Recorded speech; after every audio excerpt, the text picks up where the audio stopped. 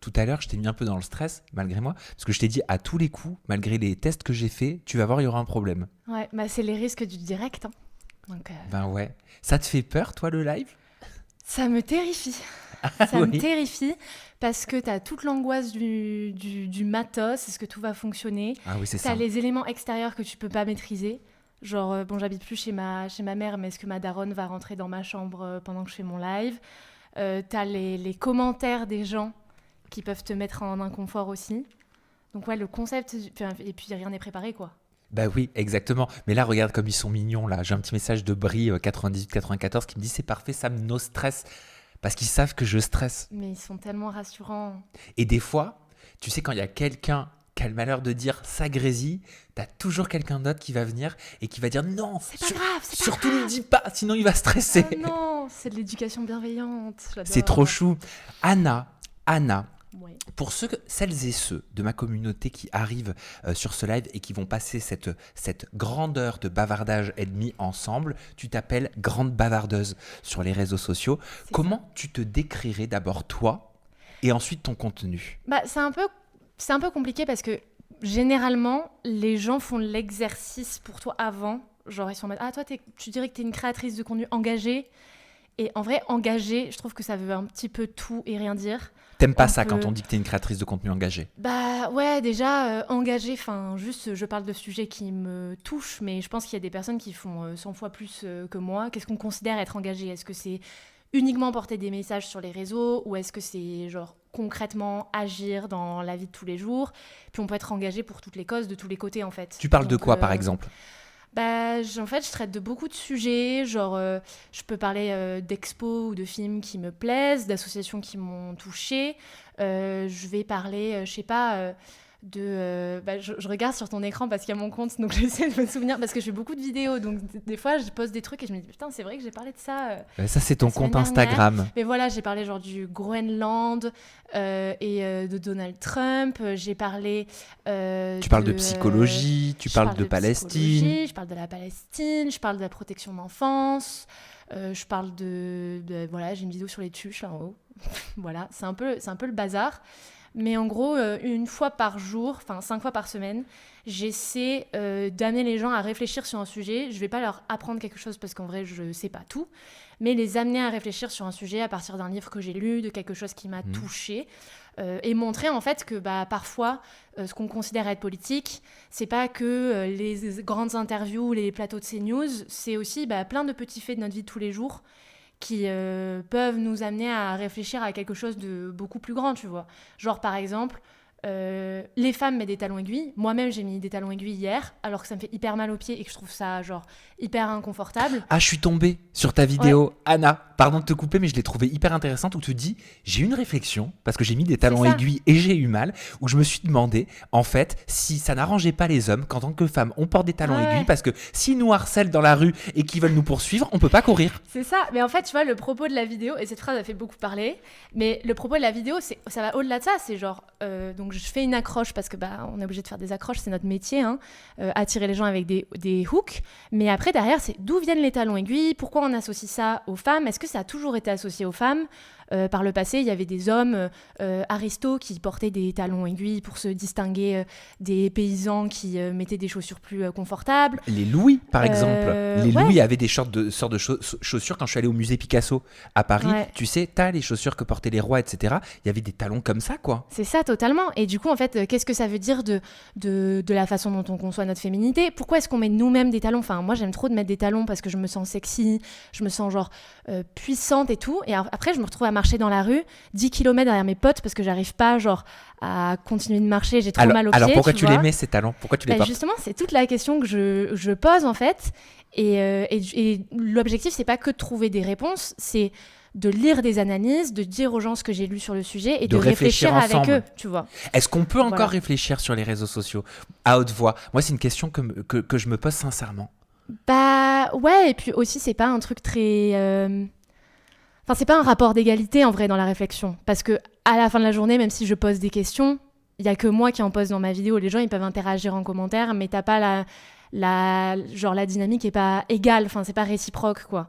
Et je pense que c'est pour ça qu'il y a des gens parfois qui se sentent heurtés. Genre quand j'ai fait ma vidéo sur les talons aiguilles, il y a plein de gens qui étaient en mode oh non mais elle veut nous interdire les talons aiguilles, on a même plus le droit de genre se sentir sexy et tout. Et j'étais en mode guys, j'ai commencé la vidéo en disant que j'ai mis des talons aiguilles il y a 2 jours. Donc c'est pas ça le sujet.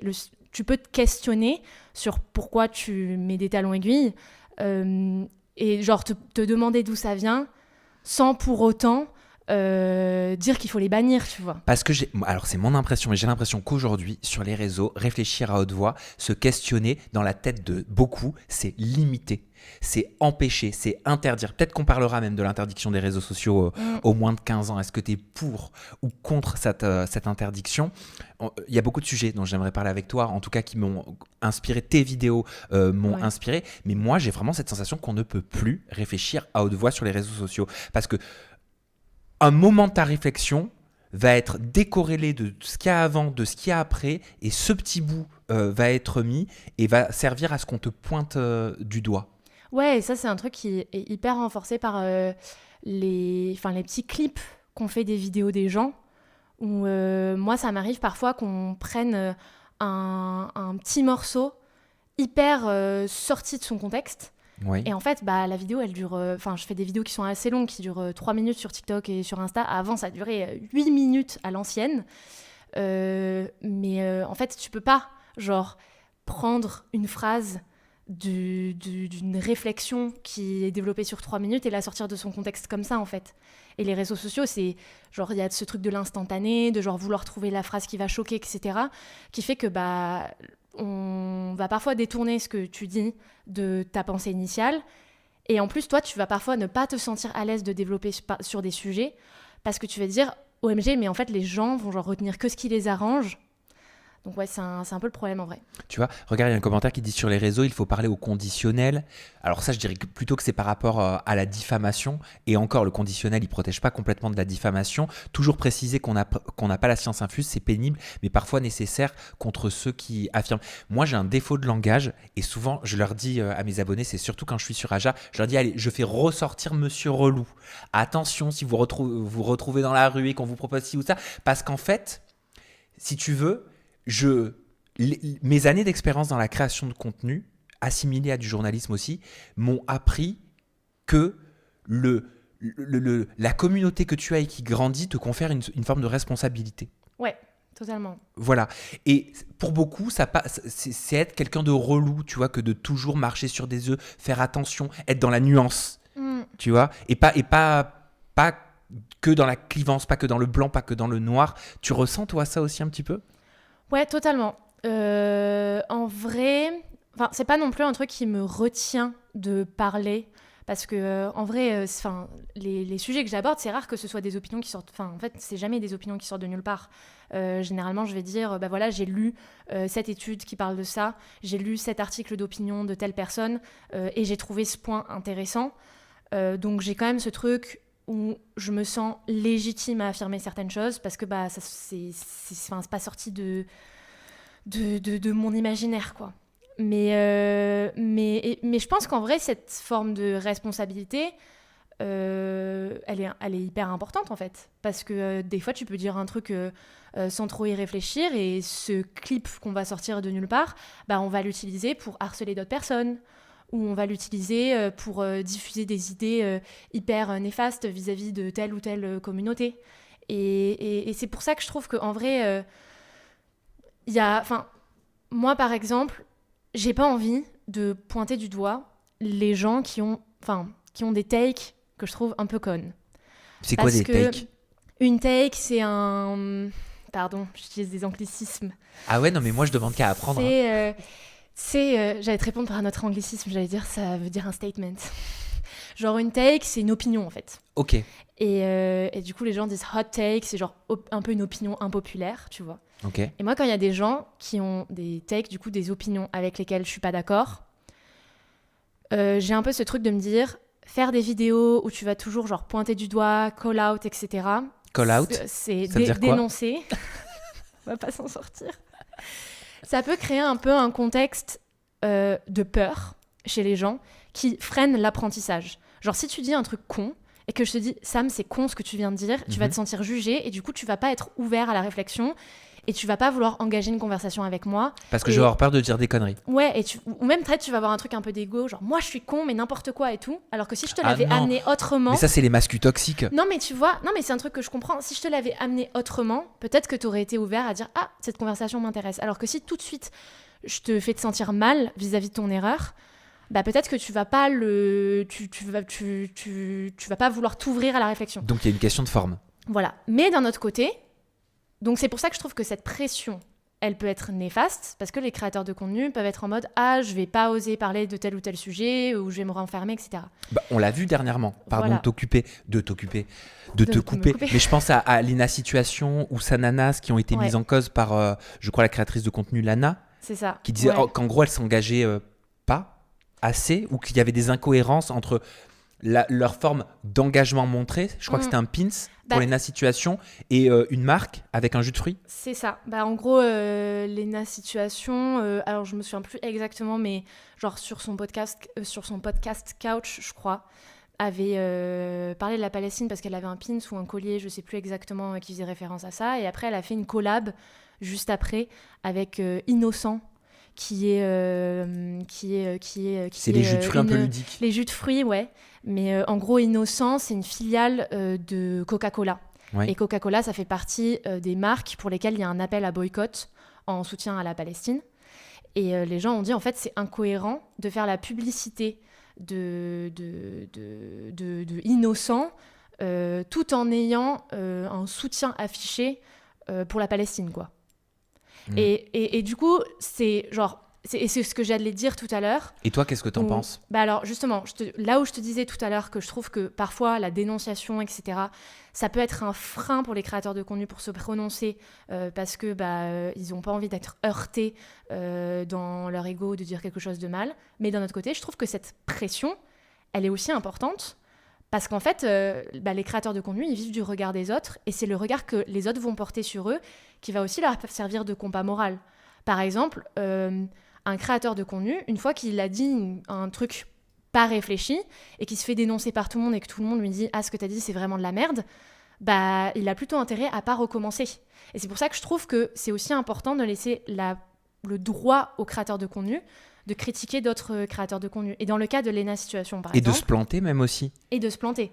Mais dans le cas de Lena Situation, par exemple, peut-être tu seras pas d'accord avec moi, moi, je comprends qu'il y ait des gens... qui trouvent ça frustrant en fait de voir qu'il y a des créateurs de contenu qui se positionnent sur des sujets compliqués et pour qui ça présente un risque réputationnel aussi, mais de se dire en fait tu prends position, ça va te coûter peut-être une collab, ça va te coûter peut-être des critiques sur les réseaux sociaux, mais en fait tu vas prendre position juste avec des mots, et quand concrètement on attend des actions de ta part qui pourraient être de refuser un partenariat par exemple, tu le fais pas. Et en fait, tu le fais pas, pourquoi ? Parce que ça implique de gagner de l'argent. Mais peut-être qu'elle est contre cette forme de boycott ? Oui, bien sûr. Après, c'est ça, c'est que je pense qu'on peut vivre aussi tous son militantisme de façon différente. Exactement. Mais du coup, tout ne passe pas par le boycott pour certains. C'est ça. Mais du coup, on arrive aussi sur des questionnements de genre militantisme performatif. Est-ce que tu dis que tu es pour le soutien de telle communauté ou contre l'oppression de telle personne juste pour montrer que t'es une bonne personne, et après concrètement, quand t'as la possibilité de prendre des actes, tu le fais pas. Par exemple. Oui, mais ces personnes qui critiquent sont celles aussi qui vont au McDo, potentiellement. Ah mais bien sûr. Sont celles aussi qui vont boire du Coca-Cola. Ah mais faut que le critique ait aussi une cohérence dans son comportement, tu vois. Moi, je pense qu'en tant qu'être humain, et pas IA, on est des êtres d'incohérence. Pour moi, nous sommes des êtres d'incohérence. L'incohérence fait partie de l'ADN de l'être humain. Je trouve, tu vois. De ouf, et je trouve que c'est aussi hyper important de se rappeler que le problème, le problème, il est plus gros. Le problème, on peut pas le rapporter à chaque individu, on peut pas l'individualiser, dire « Ah, telle personne est problématique, telle personne est problématique ». C'est important, mais le problème, c'est tout un système derrière, c'est tout le système de l'influence, c'est tout le système... Mais qu'est-ce qui vaut mieux ? Une personnalité comme Lena Situation qui a un poids, une puissance, une responsabilité, qui va s'exprimer sur une situation comme la Palestine et montrer son soutien et boire du jus innocent ou en faisant la pub ou buvant un Coca-Cola, ou quelqu'un qui va faire comme s'il n'avait pas vu l'actualité. Et est-ce qu'il faut en vouloir aussi à ceux qui ne veulent pas prendre la parole de façon générale, et je parle de toute actualité qui nous concerne tous, parce que derrière ils vont se prendre aussi des commentaires qu'on voit beaucoup en mode mais t'es pas légitime, laisse les personnes intelligentes en parler, et qui vont se sentir aussi diminués, tu vois, par rapport à ça, en se disant en fait je me sens pas légitime, c'est pas mon rôle de parler de ça. En fait, genre là, j'ai 2 trucs à dire que tu soulèves que je trouve qui sont intéressants. Déjà, je pense que c'est pas similaire de genre boire un Coca ou manger du McDo et faire la pub de Coca ou faire la pub de McDo. Il y a un commentaire de Rudy Koppel, coucou Rudy, qui dit après, je trouve perso qu'il y a une différence entre consommer et faire la pub. C'est ça. C'est qu'en fait, il y a une différence entre consommer à ton échelle individuelle, parce qu'en fait, je le comprends totalement. Encore une fois, le problème, c'est pas la consommation de chaque individu. Le problème, c'est qu'il y ait des entreprises qui aient des comportements hyper problématiques. On devrait attraper le callback de ces entreprises avant d'attraper le call de toutes les personnes qui sont amenées à un moment ou à un autre à acheter dans telle ou telle grande surface. Bien sûr, mais dans ce cas-là, il ne faut même plus travailler au Franprix, au G20, à Carrefour, parce qu'ils vendent du Coca-Cola, parce qu'ils vendent de l'innocent. Si on est complètement honnête et bien ancré sûr. dans notre position, si C'est je ça. suis ton raisonnement, En fait, en mode non, que... je peux pas. Mais après, tu vas peut-être me dire, ok, mais il y en a pour qui le job il est alimentaire et d'autres pas. C'est ça. En fait, c'est que je pense qu'il y a plusieurs degrés. Et je pense que là, où il y a un mec qui travaille à la caisse du Carrefour, il n'a pas nécessairement la possibilité de changer de taf. Il n'a pas nécessairement la possibilité de se dire je vais me foutre au chômage parce que je suis pas d'accord avec ce que Carrefour fait à l'autre bout du monde, tu vois. Alors que Léna Situation, elle en a des propositions de collab et peut-être que Léna Situation a plein d'enjeux auxquels moi je pense pas, et on en a parlé tout à l'heure, genre des équipes qu'il faut payer, des locaux à financer, etc. Qui font que y a un moment donné, quand il y a Innocent qui propose un cachet à plusieurs centaines de milliers, j'ai aucune idée de quels sont les budgets dans l'influence lifestyle, peut-être qu'elle n'a pas d'autre choix que d'accepter, j'en sais rien. Peut-être qu'elle intellectualise pas plus aussi la chose. Typiquement, moi je vais être cash avec vous, alors j'en bois très peu des sodas parce que vous savez que je fais extrêmement attention à tout ce que je fous dans mon corps, mais ça c'est plus pour une question de troubles alimentaires, mais ça m'arrive de boire du Coca zéro. Ouais, mais après, je pense que ça dépend T'en bois ? De l'engagement que tu te fixes. Honnêtement. Alors moi, honnêtement, j'en achetais par le passé. Maintenant, généralement, j'en achète plus. Et ce que je fais, c'est que genre, si je suis à une soirée où il y en a déjà, je vais le boire. Mais j'essaie de ne pas en acheter parce qu'en vrai, il y a des alternatives d'autres marques qui existent dans les supermarchés. Moi, j'ai une grosse addiction au cola, mais en vrai, je n'ai pas le palais non plus assez fin pour faire la différence entre tous. Mais en vrai, l'idée, c'est pas de dire aux individus... En fait, c'est pas tout blanc, tout noir. Et c'est ça. Et c'est pas de culpabiliser les individus. Enfin, je veux dire... Si t'habites en province dans une toute petite ville et qu'il y a tout qui est fermé et qu'il y a juste le McDo d'ouvert... et que t'as la dalle, va au McDo parce qu'il est ouvert après minuit, il n'y a pas de galère. Ouais. Mais par contre, faire la pub, c'est une autre échelle d'implication. Parce que là, tu leur fais pas gagner quelques dizaines d'euros avec ton achat. Tu participes à toute leur stratégie marketing. Et oui, mais j'ai envie de te dire, c'est comme ça quand on traverse la rue, quand on va dans n'importe quel magasin, quand on prend peut-être les transports, quand on va à la boulangerie, on ne sait pas pour qui vote la personne à qui on va acheter notre baguette de pain, on ne sait pas à qui elle donne son droit, à qui elle donne son vote. Tu vois, si je vais dans cette réflexion-là, que j'entends et que je comprends, je me dis, on est dans une hypervigilance en permanence, on vérifie tout, on check tout. On vérifie en gros le CV, mais tu m'as compris, l'ADN de toutes les personnes avec qui on a une interaction. Mais moi, je parlerai plus aux gens qui mangent de la viande parce que je suis pour le bien-être animal et je suis contre cette industrie et ce lobby de la viande, mais en même temps, je suis incohérent moi-même parce que je mange du poisson. Et tiens, est-ce que ma ceinture, elle est pas en cuir ? Tu vois ce que je veux dire ? Mais de ouf. On peut plus vivre. En fait, je pense que cette hypervigilance, elle vient peut-être aussi du fait que en fait, l'influence, c'est un modèle qui a saturé les gens.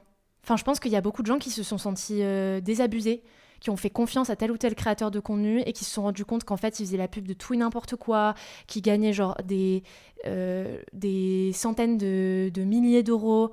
Et alors que je trouve que l'influence, il y a quand même ce truc un peu bizarre où tu as l'impression que je sais pas, telle ou telle personne, c'est ton ami, tu développes un peu un lien parasocial, et puis après tu découvres que genre ils partent tous les week-ends en vacances genre à l'autre bout du monde, et qu'il se paye des sacs de luxe que toi tu pourras jamais envisager acheter. Et donc je crois qu'en fait les gens ils commencent à développer un niveau d'exigence supérieur vis-à-vis des créateurs de contenu parce qu'ils ont l'impression de s'être fait enfumer en fait. C'est ce que j'ai dit pendant longtemps à l'époque des placements déplacés, quand ils étaient toutes les semaines sur mon émission Aja, où je disais mais vous croyez quoi quand ils vous disent mon frérot, ma petite sœur, la famille, et qui te vendent derrière leur arnaque, le verbal, le testimonial, il est hyper important. On t'appelle pas mon frérot pour rien. C'est parce qu'il y a un lien de proximité, il y a véritablement quelque chose qui se crée. Il y a la volonté de créer une confiance plus, pour que derrière tout ce que tu vas proposer, tu vas pouvoir le vendre. Et c'est pas pour rien qu'il y a eu la loi influenceur, je pense, par la suite. Ouais, totalement. Et pour revenir à un truc que tu disais tout à l'heure sur est-ce qu'on doit attendre de tout le monde de se prononcer pour tous les sujets d'actualité qui passent et tout, en fait, c'est un peu un truc auquel je réfléchis, dans le sens où moi, en vrai, j'ai pas envie d'avoir des créateurs de contenu qui disent des phrases woke pour dire des phrases woke, tu vois. Genre, tout le monde veut que je me prononce sur la Palestine, du coup, je vais faire une story dans laquelle je vais dire pro-Palestine, et après, je vais plus jamais en parler. Pire, tu vas te retrouver avec des textes ChatGPT.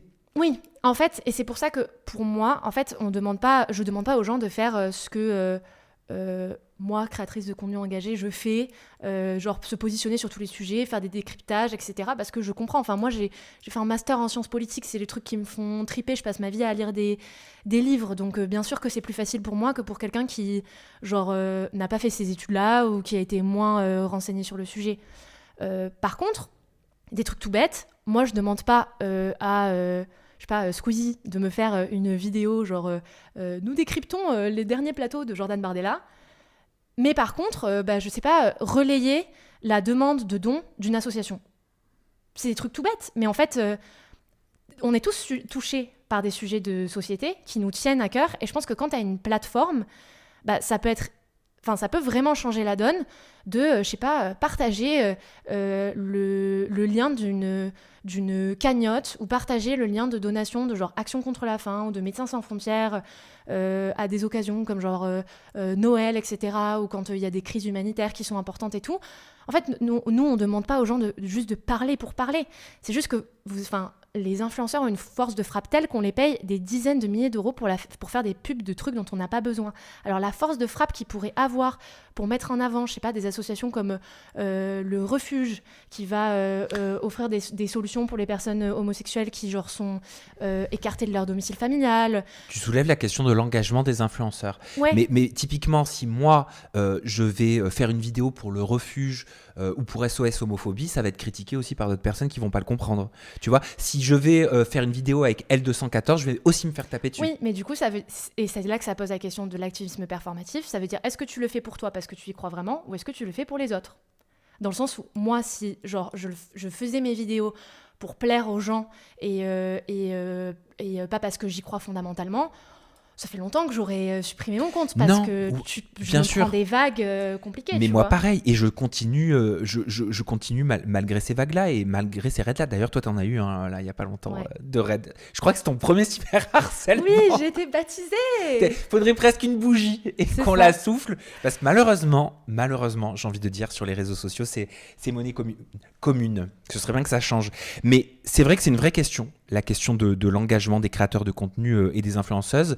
Et c'était intéressant de pouvoir en parler au travers de l'exemple de Léna Situation. Ouais, de ouf. Qu'est-ce que tu as vécu là ces dernières semaines ? Tu m'as dit tout à l'heure dans les loges, tu m'as dit j'ai eu mon premier cyberharcèlement mais avec d'une violence incroyable.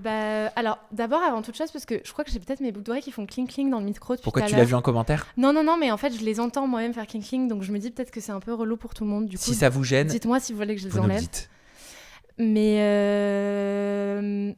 Mais en gros, ce qui s'est passé, je te laisse surveiller le chat parce que sinon moi je... Un peu, mais ça gêne pas. Je les enlève. En gros, ce qui s'est passé, donc c'est pas la première fois que je me fais insulter sur Internet.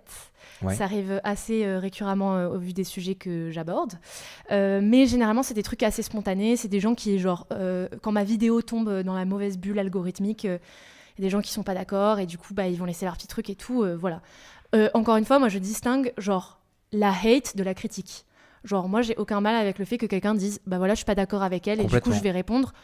Par contre, quelqu'un qui me dit « Bon, je vais pas le dire parce que c'est des buzzwords. Ah oui, il faut parler des buzzwords. Voilà. C'est les mots silencieux que personne comprend. Mais pourquoi Sam, il met en silence le mot raciste? Mais pourquoi il met en silence le mot homosexuel? Mais du coup, je vais commencer à dire des gros mots. Mais si quelqu'un me menace de mort, par exemple, j'espère que le mot mort, c'est OK. Si quelqu'un me menace de mort, je considère que c'est de la hate et que ce n'est pas admissible sur Internet. Je suis complètement d'accord. Voilà. Si quelqu'un te dit que t'es une grosse connasse hyper laide, c'est de la hate. Si quelqu'un me dit que je suis un gros bâtard et que je mérite de me prendre dans le... Voilà. Ça, c'est de la hate. Voilà. Et donc, c'est plutôt ce genre de second commentaire que je me suis reçu parce que, en gros, y a un créateur de contenu d'extrême droite dont je ne préfère pas dire le nom, si c'est possible. C'est complètement possible, c'est toi qui décides. Top, qui a relayé une vidéo à moi. Et donc, lui, il est suivi par beaucoup de gens qui pensent la même chose que moi, et donc, enfin, qui pensent la même chose que lui, et donc pas la même chose que moi, plutôt, parce que waouh! Et en fait, il y a tous ces disciples qui ont fait des collages sur moi, et tous les disciples des disciples, par plusieurs centaines, qui sont venus donc soit sur X, soit sur mon compte, sous ces vidéos, sur TikTok tout spécifiquement, pour m'envoyer une centaine de commentaires qui sont pour certains très violents et qui, pour la majorité, m'attaquent sur le fait d'être une femme. Voilà, ça n'a pas été trop évident pour moi. Au début, j'ai pas voulu bloquer, j'ai pas voulu signaler, j'ai pas voulu enlever l'espace commentaire parce que je voulais pas que les gens disent « elle censure », « elle laisse pas espace à la critique », mais c'est pas de la etc. liberté d'expression, ça. C'est ça. Ce n'est pas de la liberté d'expression. Exactement. Et puis à un moment, je me suis dit « mais dis donc, ça fait 4 jours que je pleure 5 fois par jour. Peut-être qu'il y a un moment donné où il faut se protéger. » Oui. Donc, j'ai supprimé, j'ai enlevé les espaces commentaires, j'ai signalé plusieurs dizaines de commentaires qui n'ont pas été supprimés par TikTok, qui ne détectaient aucune infraction, ce que je trouve assez scandaleux. C'est-à-dire que tu signalais les horreurs qu'on a essayé de donner en exemple là il y a quelques instants à TikTok, des vrais signalements. Oui. Ok. Et il te disait quoi en retour? Il me disait aucune infraction n'a été commise. Alors qu'on te disait va te prendre dans le... Exactement. Espèce ou alors, de sale... un jour tu vas te faire fusiller, enfin des trucs... excusez-moi, mais moi je vois l'infraction déjà. Vraisemblablement, pour l'humain ou l'algorithme TikTok était ok. Voilà. Et en fait, il y a un truc qui est un peu... c'était un petit peu la cerise sur le gâteau. Donc ça faisait plusieurs jours que je m'en prenais plein la tête. Et moi, je suis en couple avec un homme qui est génial et qui me soutient énormément dans tout ce que je fais. Et en fait, il y a quelqu'un... Donc, je ne veux pas le montrer. Je ne poste pas de photos avec lui ni rien. Ouais, je comprends. Parce que, en fait, c'est une des choses les plus précieuses que j'ai dans ma vie aujourd'hui. Et j'ai pas envie qu'on s'attaque à ça. Et en fait, il a suffi que dans une vidéo, je dise que j'avais un copain pour qu'il y ait un de ces créateurs de contenu qui fasse une vidéo react dans laquelle il parle de mon copain, qu'il ne connaît pas.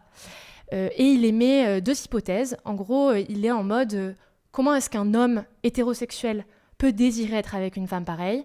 2 solutions. Soit c'est parce qu'il est en chien et qu'il a besoin de Ken et que du coup, elle est facile et que en gros, il la manipule pour Ken, quoi.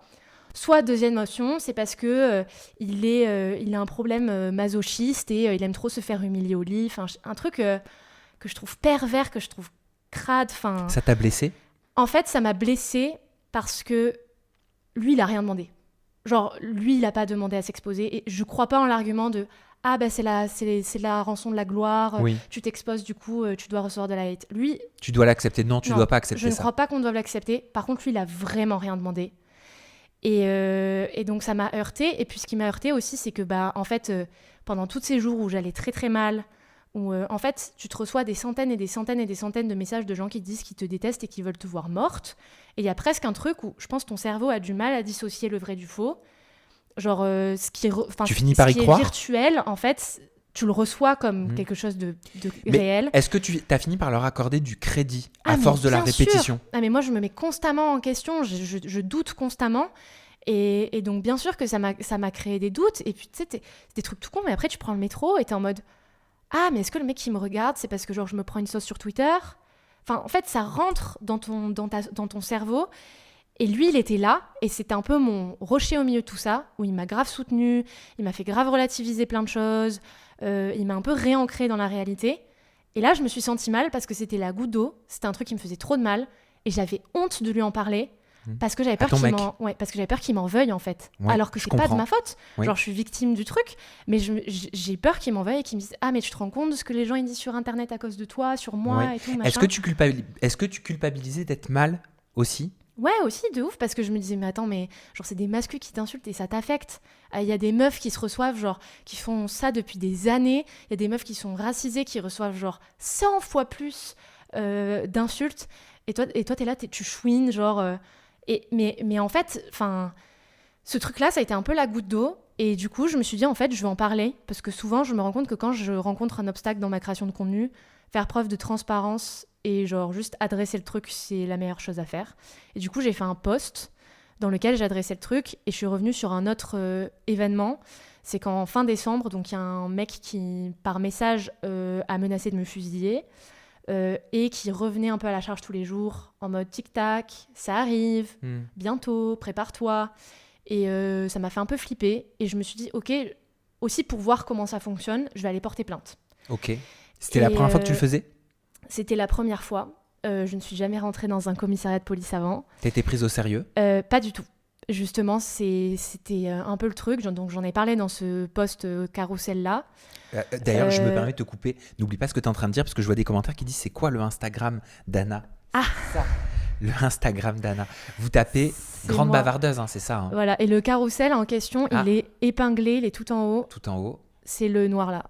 Celui-là. Ok, c'est ça. Donc, je suis pas assez courageuse. Et en gros, l'élément que je mentionne, c'est que quand je suis allée porter plainte, donc j'ai porté plainte pour cette menace-là.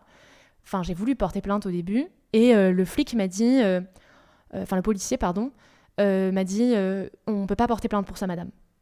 Et le truc, c'est que, manque de peau, j'ai fait des études de droit. Donc, je sais que un policier n'a pas le droit de refuser une plainte. Et donc, j'ai insisté. En fait, on en est presque venu à hausser le ton. Ils s'en foutent. Où je lui ai dit, en fait, je ne sortirai pas d'ici tant que vous ne prendrez pas ma plainte. Et le mec m'a dit, si ça vous fait plaisir, alors madame, on va le faire. Je lui ai dit, il y a plutôt intérêt.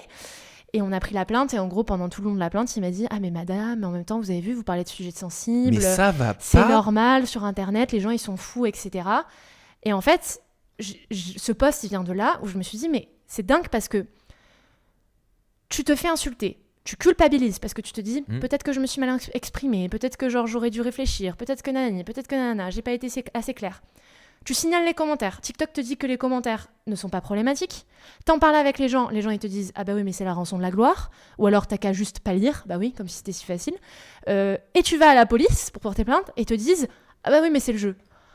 Ok, qu'est-ce que je fais alors? Soit je dois m'habituer, soit j'arrête en fait. Il y a Dembla qui dit on retourne la culpabilité sur la victime. Bah ouais, c'est un peu ça. Et en fait, le truc qui m'a fait beaucoup de bien, c'est de faire ce post parce que ça a un peu... Exorcisé? Ouais, et ça a inversé le pourcentage positif-négatif. Oui. Où en fait, il y a énormément de gens qui m'ont donné du soutien. Enfin, c'était une folie... il y a des gens genre Maxime Biaggi qui a commenté, enfin c'était un peu lunaire. Qui est Maxime Biaggi? C'est genre un pote de Squeezie, de toute cette team là et puis j'ai parlé avec plein de créateurs de contenu, des gens que j'admire, que je trouve trop cool et qui m'ont dit mais ce mec aussi il a fait un tweet sur moi, mais moi j'étais pareil l'année dernière, il m'arrivait la même chose, mais moi ça me met tellement mal que genre je tremble quand j'ouvre mon tel et je me dis ok mais en fait, c'est pas moi qui overreact, qui surréagit. En fait, dans un moment comme ça, dans un raid numérique comme celui que tu as vécu dernièrement, tu te sens isolé. Petit à petit, toutes ces personnes et ce raid t'isolent et te donnent la sensation, donc tu te remets en question, comme tu l'as dit, t'amènes de la culpabilité, t'amènes de la peine, tu surculpabilises au-delà du numérique parce que même dans ta vie personnelle, tu te dis je vais pas faire subir ça tout le temps à la personne avec qui je partage ma vie ou même inquiéter mes parents qui comprennent pas forcément ce que tu fais, tu vois. Donc mes en fait, t'as un mélange de tout. Mes parents étaient tellement inquiets, mais oui. C'est un truc de fou. Et par bienveillance, ils vont même parfois te dire mais arrête en fait. Ouais, et c'est toi qui te retrouves à devoir les rassurer alors que t'es pas rassuré toi-même. C'est ça. Enfin, c'est un peu un délire. Mais en fait, c'est aussi comme ça qu'ils tombent, en fait. C'est à l'usure. C'est à force de t'intimider, ils espèrent que tu vas arrêter. Qu'est-ce que tu avais dit qui a justifié tout ça, en tout cas qui a déclenché ce raid? Alors, avec du recul? Il y avait 2 vidéos. La première, c'était celle des talons aiguilles. L'intro dont on a parlé? Ouais. Dingue. Et pour ça, tu te prends un raid numérique? Ah oui. Ah ouais, d'accord, les gens sont Et fous. la deuxième, c'était en gros une vidéo où je parle d'un auteur qui s'appelle Frantz Fanon, qui est un auteur qui a beaucoup écrit sur la décolonisation. C'était un psychiatre noir. Et en gros, il y a un chapitre de son livre. Son livre, il s'appelle Peau noire, masque blanc. Et dans ce chapitre-là, il parle de comment le langage... Enfin, dans le langage, il y a plein de petites formes de racisme Je l'ai vu, ta vidéo. auxquelles on a recours sans s'en rendre compte tous les jours. Oui. Et ce qu'il explique, c'est que une personne noire, dans le cadre de son travail, va souvent pas être traitée de la même façon qu'une personne blanche. En mode, la vidéo, tu vas pas la trouver parce qu'elle est hyper vieille, je pense. Mais je suis tombé dessus tout à l'heure parce que j'ai fait tout ton feed. Ah bon ? Oui. Eh ben, ça, travail d'investigation. Mais en gros, par exemple, ce qu'il raconte, c'est que lui, quand il avait des patients, enfin, quand c'est des psychiatres blancs accueillaient des patients blancs, ils allaient dire bonjour monsieur, comment vous allez aujourd'hui et tout. Et quand c'était un patient noir, ils allaient tout de suite dire bonjour mon ami, comment tu vas ? Et en fait, ce truc de familiarité que tu ne te permets pas. Merci chef quand t'achètes un kebab. Voilà, c'est ça. Voilà, je suis tombé sur ta vidéo. Et donc, voilà, exactement. C'est ça qui a valu un raid Et numérique. ce que j'explique, c'est ça, c'est de dire, je pose la question, encore une fois, réflexion, de dire, Ouais. est-ce que le fait qu'on se permette de dire merci chef à un mec dans un kebab ou à n'importe quel serveur qui n'est pas blanc, c'est une forme de racisme, genre un peu insidieux, parce qu'on se permet des familiarités qu'on se permet pas avec quelqu'un qu'on connaît pas en général. Et le truc qui est fou, c'est que quand j'ai posté la vidéo, donc elle remonte il y a genre 4-5 mois, un truc comme ça, il y a plein de gens qui m'ont dit « Ah mais c'est fou, parce que c'est grave un truc que moi j'ai ressenti, genre je travaille dans un bar, je travaille sur des chantiers, etc. Et en fait, on va toujours accorder une forme de respect supplémentaire à des genre beaucoup plus officiels à des personnes blanches, et à moi on va toujours me parler un peu plus en mode on est potes et tout, alors que Oui, pas genre du ça tout. va mon frère. Tu vois, pas du tout. Allez, merci chef. C'est ça. Et il y a une fois ça, que c'est ça mal a été... Bah en fait, d'où c'est pas nécessairement mal, c'est juste questionner d'où ça te vient. Voilà, donc en fait, parce que je l'ai vu ton post, Mm. tu parles de cette notion justement du bien ou du mal, et je crois que tu l'expliques, tu dis c'est pas une question de se dire est-ce que c'est bien ou est-ce que c'est mal, parce que c'est fait inconsciemment, C'est ça. En fait, c'est pas volontaire. ce qu'il explique Frantz Fanon, c'est que t'as un peu... genre cette familiarité, elle peut venir de l'idée que j'ai vraiment envie de montrer à cette personne que je suis pas raciste, du coup je vais être genre sympa avec lui, en mode regarde, je suis un mec blanc et je suis gentil avec toi alors que genre t'es pas une personne blanche. Ce que vivent aussi beaucoup de personnes transgenres. Voilà, mais en fait on te demande pas genre une sursympathie, on te demande pas de nous prouver que t'es pas transphobe par exemple, on te demande juste de nous traiter comme une personne totalement normale. Et du coup, j'ai parlé de ça dans la vidéo. Et là, t'as genre les mecs d'extrême droite qui ont fait des collages en mode mais... Enfin, pas que des gens d'extrême droite en vrai. Genre mais on peut même plus dire merci chef et tout. Mais il y a pas de galère, mais dites merci chef si ça vous fait plaisir. Mais moi, je l'ai dit sûrement, peut-être je le redirai. Enfin, l'idée, c'est de se questionner d'où ça vient. Mais j'avoue, Tu moi vois je m'étais toujours posé la question, à l'époque où je mangeais de la viande, ça m'arrivait d'aller acheter un kebab. Ça fait 10 ans que je mange plus de viande. Mais moi, souvent qu'on me le disait, allez merci chef. Tu vois, la personne qui me donnait mon kebab. Oui, et il y a plein de gens qui ont apporté des réflexions hyper intéressantes sur ça, de dire mais peut-être que la sympathie elle vient du mec lui-même, peut-être que c'est une sympathie genre un peu plus associée au fait que ce soit genre le kebab c'est de la nourriture genre plus populaire et tout, et du coup t'as un rapport genre moins genre cordial avec la personne. Après, beaucoup qui le disent vend. que c'est la culture méditerranéenne. Tu vois, Oui, j'ai peut-être plein d'amis aussi, qui m'ont tu dit vois. quand tu vas au bled, on te parle comme ça. C'est ça.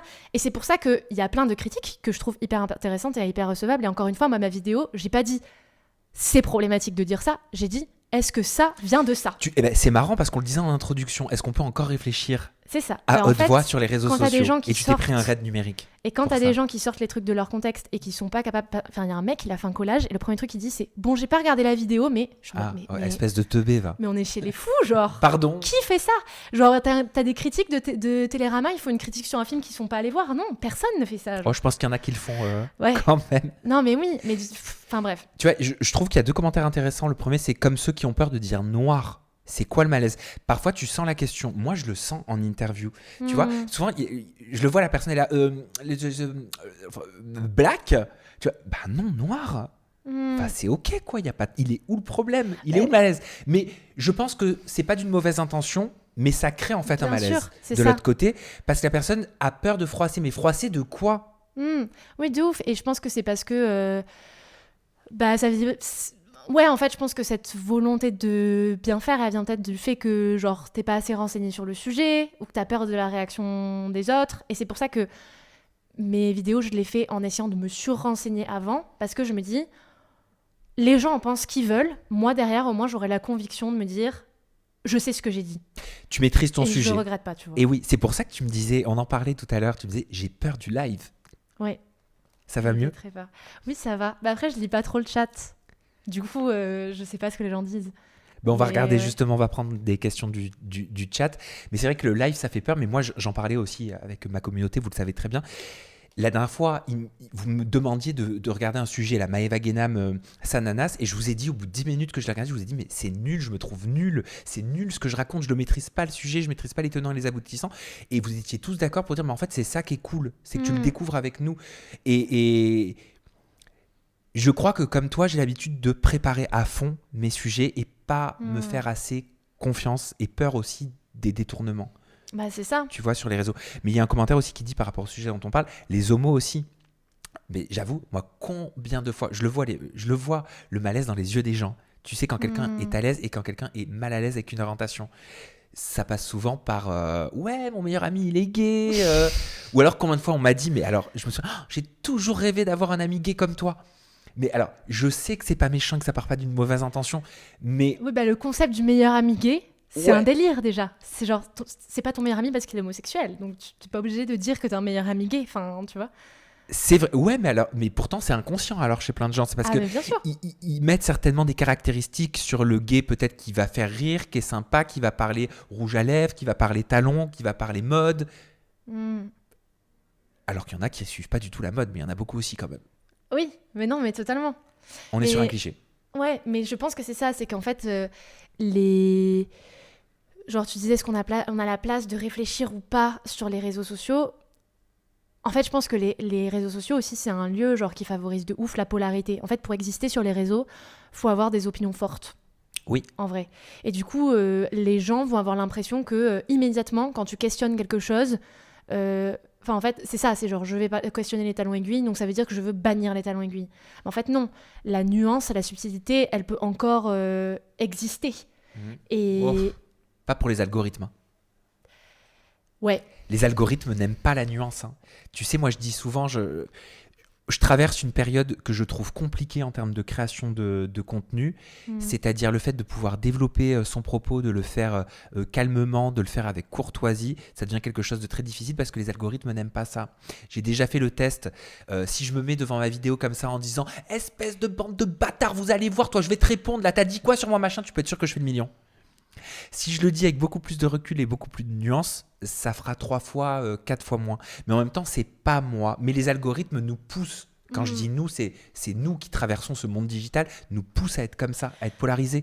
Comme tu disais, c'est ça les contenus qui sont mis en avant sur les réseaux sociaux. On le voit quand on ouvre les applications. De ouf. Mais après, je pense que il y a moyen en vrai d'être un peu smart et de jouer un peu avec ça, dans le sens où genre faire un hook est percutant, enfin une accroche qui est percutante, une première phrase qui est percutante. Accroche, capitaine crochet, hook, je comprends. Voilà. Une accroche qui est percutante et après te poser et discuter. Bon, peut-être que ton taux de rétention va être faible, mais je pense qu'il y a encore matière de jouer avec ça. Et puis aussi, tu sais, c'est un peu le truc de genre, est-ce que tu as envie de jouer avec les codes de ce qui marche et de peut-être parfois du coup proposer des trucs nuls, ou est-ce que tu fais le pari de te dire, bon, bah ça touchera moins de gens, mais au moins, je serais fière de ce que j'ai balancé comme ça sur Internet, tu vois. Souvent, je me dis peut-être que j'en serais pas là au bout de 11 ans si j'avais fait différemment. Peut-être que si j'avais suivi, tu sais, tous les codes des réseaux sociaux en fonction de l'année, puisque les modes, les tendances, elles changent, etc. Peut-être qu'en fait, je serais plus là. Et souvent, je me dis, parfois, tu traverses des périodes, tu sais, qui sont plus calmes que d'autres. Il y a des périodes où tu as plus de succès que d'autres, où tu as plus d'échecs que d'autres, où tes stats, elles sont meilleures que d'autres. Mais ce qui m'importe, c'est de durer dans le temps. C'est ça. Et d'essayer d'être au maximum, même si nous sommes des êtres d'incohérence, cohérent avec ce que je considère être une bonne façon de faire mon métier. Ouais, en fait, tu te crées aussi une identité en faisant ton truc à toi. Genre, moi, par exemple, quand j'ai commencé, je faisais des vidéos TikTok de 8 minutes. Ouais, ça te paraît... C'est court. Mais moi, je n'ai jamais regardé une vidéo TikTok de 8 minutes, je pense. Ok, et tu le faisais quand même. Mais je le faisais. Et en fait, je pense que peut-être j'aurais gagné beaucoup plus de followers au début si je faisais des vidéos beaucoup plus courtes. Mais la réalité, c'est qu'aujourd'hui, bon, les gens me suivent peut-être pas pour des vidéos de 8 minutes, mais toutes mes vidéos font 3 minutes. Donc, ce qui est déjà long, en fait, pour les réseaux, 3 minutes. C'est vrai. Et je pense que si demain je faisais des vidéos de 30 secondes, les gens me suivraient pas. Et pourtant, c'est genre les vidéos de 30 secondes, 1 minute 30 qui sont supposées marcher le mieux vis-à-vis de l'algorithme, mais parce qu'en fait les gens du coup ils cherchent autre chose de ta part. C'est genre est-ce que tu veux plaire à tout le monde mais du coup ne plus exister et dès que la fame est passée avoir rien de consistant. Plaire à tout le monde c'est plaire à n'importe qui. Mais voilà, ou avoir construit ton identité à toi et au moins t'as des gens qui te suivent pour ce que tu fais, tu vois. Tiens, d'ailleurs, est-ce qu'il faut interdire les réseaux sociaux aux moins de 15 ans? Qu'est-ce que t'en penses? Moi j'ai eu une parole très cash là-dessus dans les médias. Moi je suis totalement contre. Je suis contre l'interdiction. Je trouve que là par rapport à ce sujet-là, c'est couper un accès, c'est couper une agora, c'est couper une zone de discussion pour ces jeunes que je trouve bien plus, comment te dire ça, mais que je trouve bien plus intelligents sur les réseaux sociaux que les adultes. Ouais. Quand on regarde les cas de harcèlement, de cyberharcèlement, de personnes qui ont des comportements délictuels, ou même des propos délictuels, je suis désolé, mais ce sont les adultes en grande majorité. Si je regarde à mon échelle les personnes qui ont des commentaires homophobes, les personnes qui ont des menaces de mort, ce ne sont pas les ados de 14, 15, 16 ans. Ce sont les adultes. Je trouve que les adolescents ont beaucoup plus les codes et sont beaucoup plus responsables en traversant notre ère digitale que parfois les parents. Ouais. Et ça, personne n'en parle. Moi, je pense que... En vrai, je trouve ça intéressant de discuter de ça parce que moi, c'est un truc sur lequel mon opinion évolue beaucoup et j'ai pas encore d'opinion vraiment arrêtée sur le sujet. Dans le sens où, ok, pour et contre. Genre, moi, je suis contre en soi l'interdiction et j'ai participé, là je me la pète, mais j'ai participé à la commission d'enquête parlementaire sur l'impact de TikTok sur la santé mentale des mineurs. Et moi, on m'a posé la question, genre, êtes-vous pour ou contre l'idée ? Et j'avais dit que j'étais contre, parce que... Contre quoi ? Contre l'interdiction. Ok, donc comme moi. Ouais, parce qu'en fait, moi ce qui m'inquiète, c'est que souvent, on en parlait tout à l'heure, l'interdiction, c'est l'argument qu'on sort quand on sait pas quoi dire. Voilà. Là où en fait, j'ai pas envie qu'on dise, on a interdit les réseaux, fini, il n'y a plus de problème. Oui, alors que la réalité, c'est que le risque va continuer d'exister après les 15 ans et qu'il faut éduquer, sensibiliser les jeunes à comment traiter l'information, comment se comporter sur les réseaux sociaux. Comment tu leur apprends à traverser le digital sereinement. Et moi, ce qui me fait peur, c'est que l'interdiction serve d'une excuse pour ne pas développer de nouveaux efforts en termes de sensibilisation et en termes de prévention. Pardon, excuse-moi Anna, mais ça me fait penser à une déclaration d'Emmanuel Macron récemment qui parlait des jeux vidéo parce qu'il y a un collégien qui a poignardé sa prof à Sanary-sur-Mer. Et en gros, attends, c'est quoi qu'il a dit ? C'est quand vous passez 5-6 heures par jour à tuer des gens, ça conditionne les jeunes, ça va les rendre complètement et parfois leur faire commettre le pire. Bref, en gros, c'est les jeux vidéo le problème. Oui. C'est ça qui te fait poignarder quelqu'un. Mais ça va pas... En fait, c'est encore une fois le problème, genre... Pour moi, et c'est tout le truc avec faut supprimer TikTok au moins de 15 ans parce qu'ils vont être exposés à des contenus qui font la promotion de l'anorexie, des contenus homophobes, des contenus islamophobes, des contenus antisémites, des contenus tous les problèmes de la société que tu veux. Masculiniste. En fait, c'est pas comme si on avait des plateaux télé en continu où les gens tenaient les mêmes propos. Enfin, exactement. Cette violence-là, elle existe à la télé, elle existe dans la société, elle existe dans genre les films, les séries que les gens consomment. Et typiquement, moi je pense que peut-être qu'il y aurait moins de jeunes qui seraient extrêmement violents si on avait des dispositifs psychologiques ouverts en grand accès et si tous les jeunes pouvaient aller voir un psy quand ils en avaient besoin. Il y a des dispositifs, le Santé Psy, bon courage pour aller trouver un psy de qualité qui fait des consultations gratuites. Qui soit conventionné au tarif de l'État. En fait, pour moi, le problème, il est bien plus gros. Et penser qu'on va le solutionner avec l'interdiction, je pense que c'est un leurre, en fait. C'est mettre un pansement sur une plaie qui saigne encore, quoi. C'est surtout que parfois des ados pourraient, et je les vois, donnent même des conseils à leurs parents sur comment se comporter ou aux adultes comment mieux se comporter sur les réseaux sociaux. Ouais. Genre, t'as un comportement de bully, en fait, on fait pas ça, quoi. Et il y a beaucoup d'adultes qui sont comme ça. C'est ça. Et je pense que la deuxième idée, c'est que les réseaux sociaux, ça peut être aussi un lieu qui est très bénéfique parce que... dans un contexte où les gens ont de moins en moins... Enfin, on a de moins en moins confiance en nos médias, pour des raisons assez évidentes, je trouve, parce qu'il y a des agendas politiques qui sont pas toujours, sur lesquels on n'est pas toujours très transparent. Il y a beaucoup de plateaux qui sont hyper orientés. Et le pire, c'est que parfois les gens prétendent ne pas l'être et donc ils te foutent des idées dans la tête sans que tu t'en rendes compte. Là où sur les réseaux sociaux, t'as des lieux où t'as des gens qui parlent de sujets dont on parle pas aux heures de grande écoute à la radio ou de grande audience à la télévision. Et le problème, je crois que c'est le rabbit hole, toi qui aimes bien l'anglicisme. Ouais. C'est ça? Ça s'appelle le trou du lapin? Le trou du lapin, ouais, enfin, la bulle algorithmique, en fait, tu restes... Ouais. C'est quand, par exemple, je vais être triste, je vais taper, tiens, je sais pas, rupture amoureuse, machin, je vais tomber sur un contenu, et après, je vais en tomber sur un autre qui va me conforter dans le sentiment que j'ai, dans l'émotion que je vais partager, et encore un autre, et ça va m'amener potentiellement sur quelque chose, un post qui va dire, oui, quand tu ne te sens pas bien, et que tu regardes l'horizon, et que tu as envie de te jeter des trucs. C'est ça, en fait. Ouais, en fait, je pense qu'il y a les deux. Je pense que d'un côté, ça peut renforcer plein de tes biais, et ça peut être extrêmement néfaste, et je pense que de l'autre, ça peut t'amener à découvrir des sujets sur lesquels toi tu serais pas renseigné. Il y a plein de en fait, je trouve que la télé, elle manque parfois beaucoup de diversité. Genre tous les gens qu'on voit sur les plateaux, et enfin, je suis désolée, mais on est les premiers à faire du contenu qui est alternatif par rapport à ce qui est proposé à la télévision, par exemple. Et en fait, pourquoi est-ce qu'on a trouvé notre lieu sur Internet ? Parce que Internet, c'est le lieu où tu peux porter ta propre identité. Oui. En fait.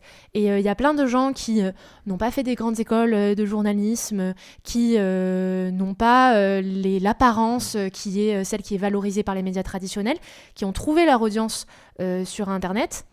Et c'est pour ça que je me dis, en fait, c'est hyper enrichissant, les réseaux sociaux, comme lieu de démocratie aussi, tu vois. Bien sûr, il y a un commentaire qui dit il faut savoir vivre avec son temps. Les réseaux, le tout, c'est d'éduquer, apprendre. C'est un petit peu comme si, dans une ancienne époque, on interdisait aux moins de 15 ans de lire les journaux. Ouais. Mais... Moi, je le vois comme ça. Ouais, mais là où... donc là, on a fait le contre l'interdiction. Maintenant, c'est pas vraiment un pour, mais c'est là que j'ai mis une réserve. C'est que c'est vrai que je questionne le fait que... et normalement, ça devrait pas être le cas si les plateformes faisaient bien leur travail, mais on a parlé du fait que ce n'était pas le cas. Est-ce qu'il est normal qu'un jeune de 13 ans soit exposé au même contenu qu'un adulte ou qu'une personne de 17 ? Ça, c'est des questionnements que je me pose. Et ce que je me dis, c'est que quand tu es au collège, en vrai, t'as envie de communiquer avec tes amis, t'as envie de parler avec tes copains, et tout ça, tu peux le faire avec des messageries directes. Mais est-ce que t'as les armes pour faire face à des contenus qui peuvent être très embrigadants, pour faire face à des contenus de certaines figures politiques qui ont usage des trends et qui se donnent un aspect hyper sympa. Et qui utilisent les codes des réseaux sociaux et de TikTok même à l'Assemblée nationale pour catcher en 10 secondes les personnes qui vont regarder, parce que l'Assemblée nationale, c'est devenu aussi une punchline TikTok. Hein. Mais bon, ça, c'est un autre sujet. Non, mais du coup, tu vois, j'ai un peu ce truc de... En fait... on n'arrive pas à protéger nos enfants aussi des réseaux sociaux. Ça, c'est la réalité, parce que les plateformes ne prennent pas la responsabilité. Mais on n'arrive pas à protéger les enfants tout court. Moi, je me souviens de la violence du collège. Traverser le collège, c'était pire que traverser l'ère numérique pour moi aujourd'hui. Je rasais les murs de l'école. Je voulais pas qu'on me voie, je voulais pas qu'on m'insulte, je voulais pas qu'on me dise « Oh tiens, c'est une fille ou c'est un mec, oh le gay, machin, tout ça ». C'était d'une violence inouïe. Et c'est vrai que le numérique, ça peut être un refuge aussi. Quand t'es exposé... Quand t'es isolé.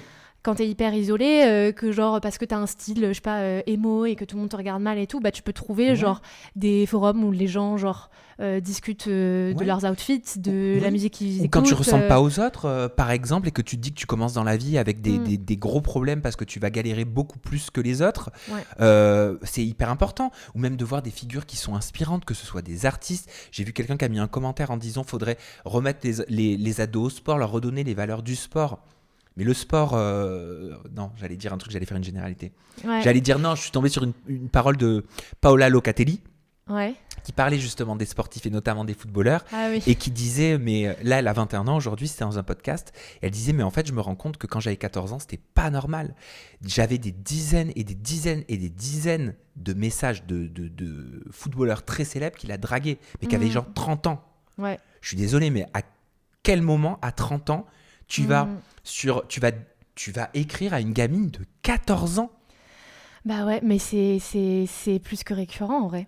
Enfin, je te le disais tout à l'heure, moi je me faisais plus. Bon, aussi maintenant, enfin, même pas en vrai, c'est cliché de dire ça, mais genre je m'habille de façon beaucoup moins.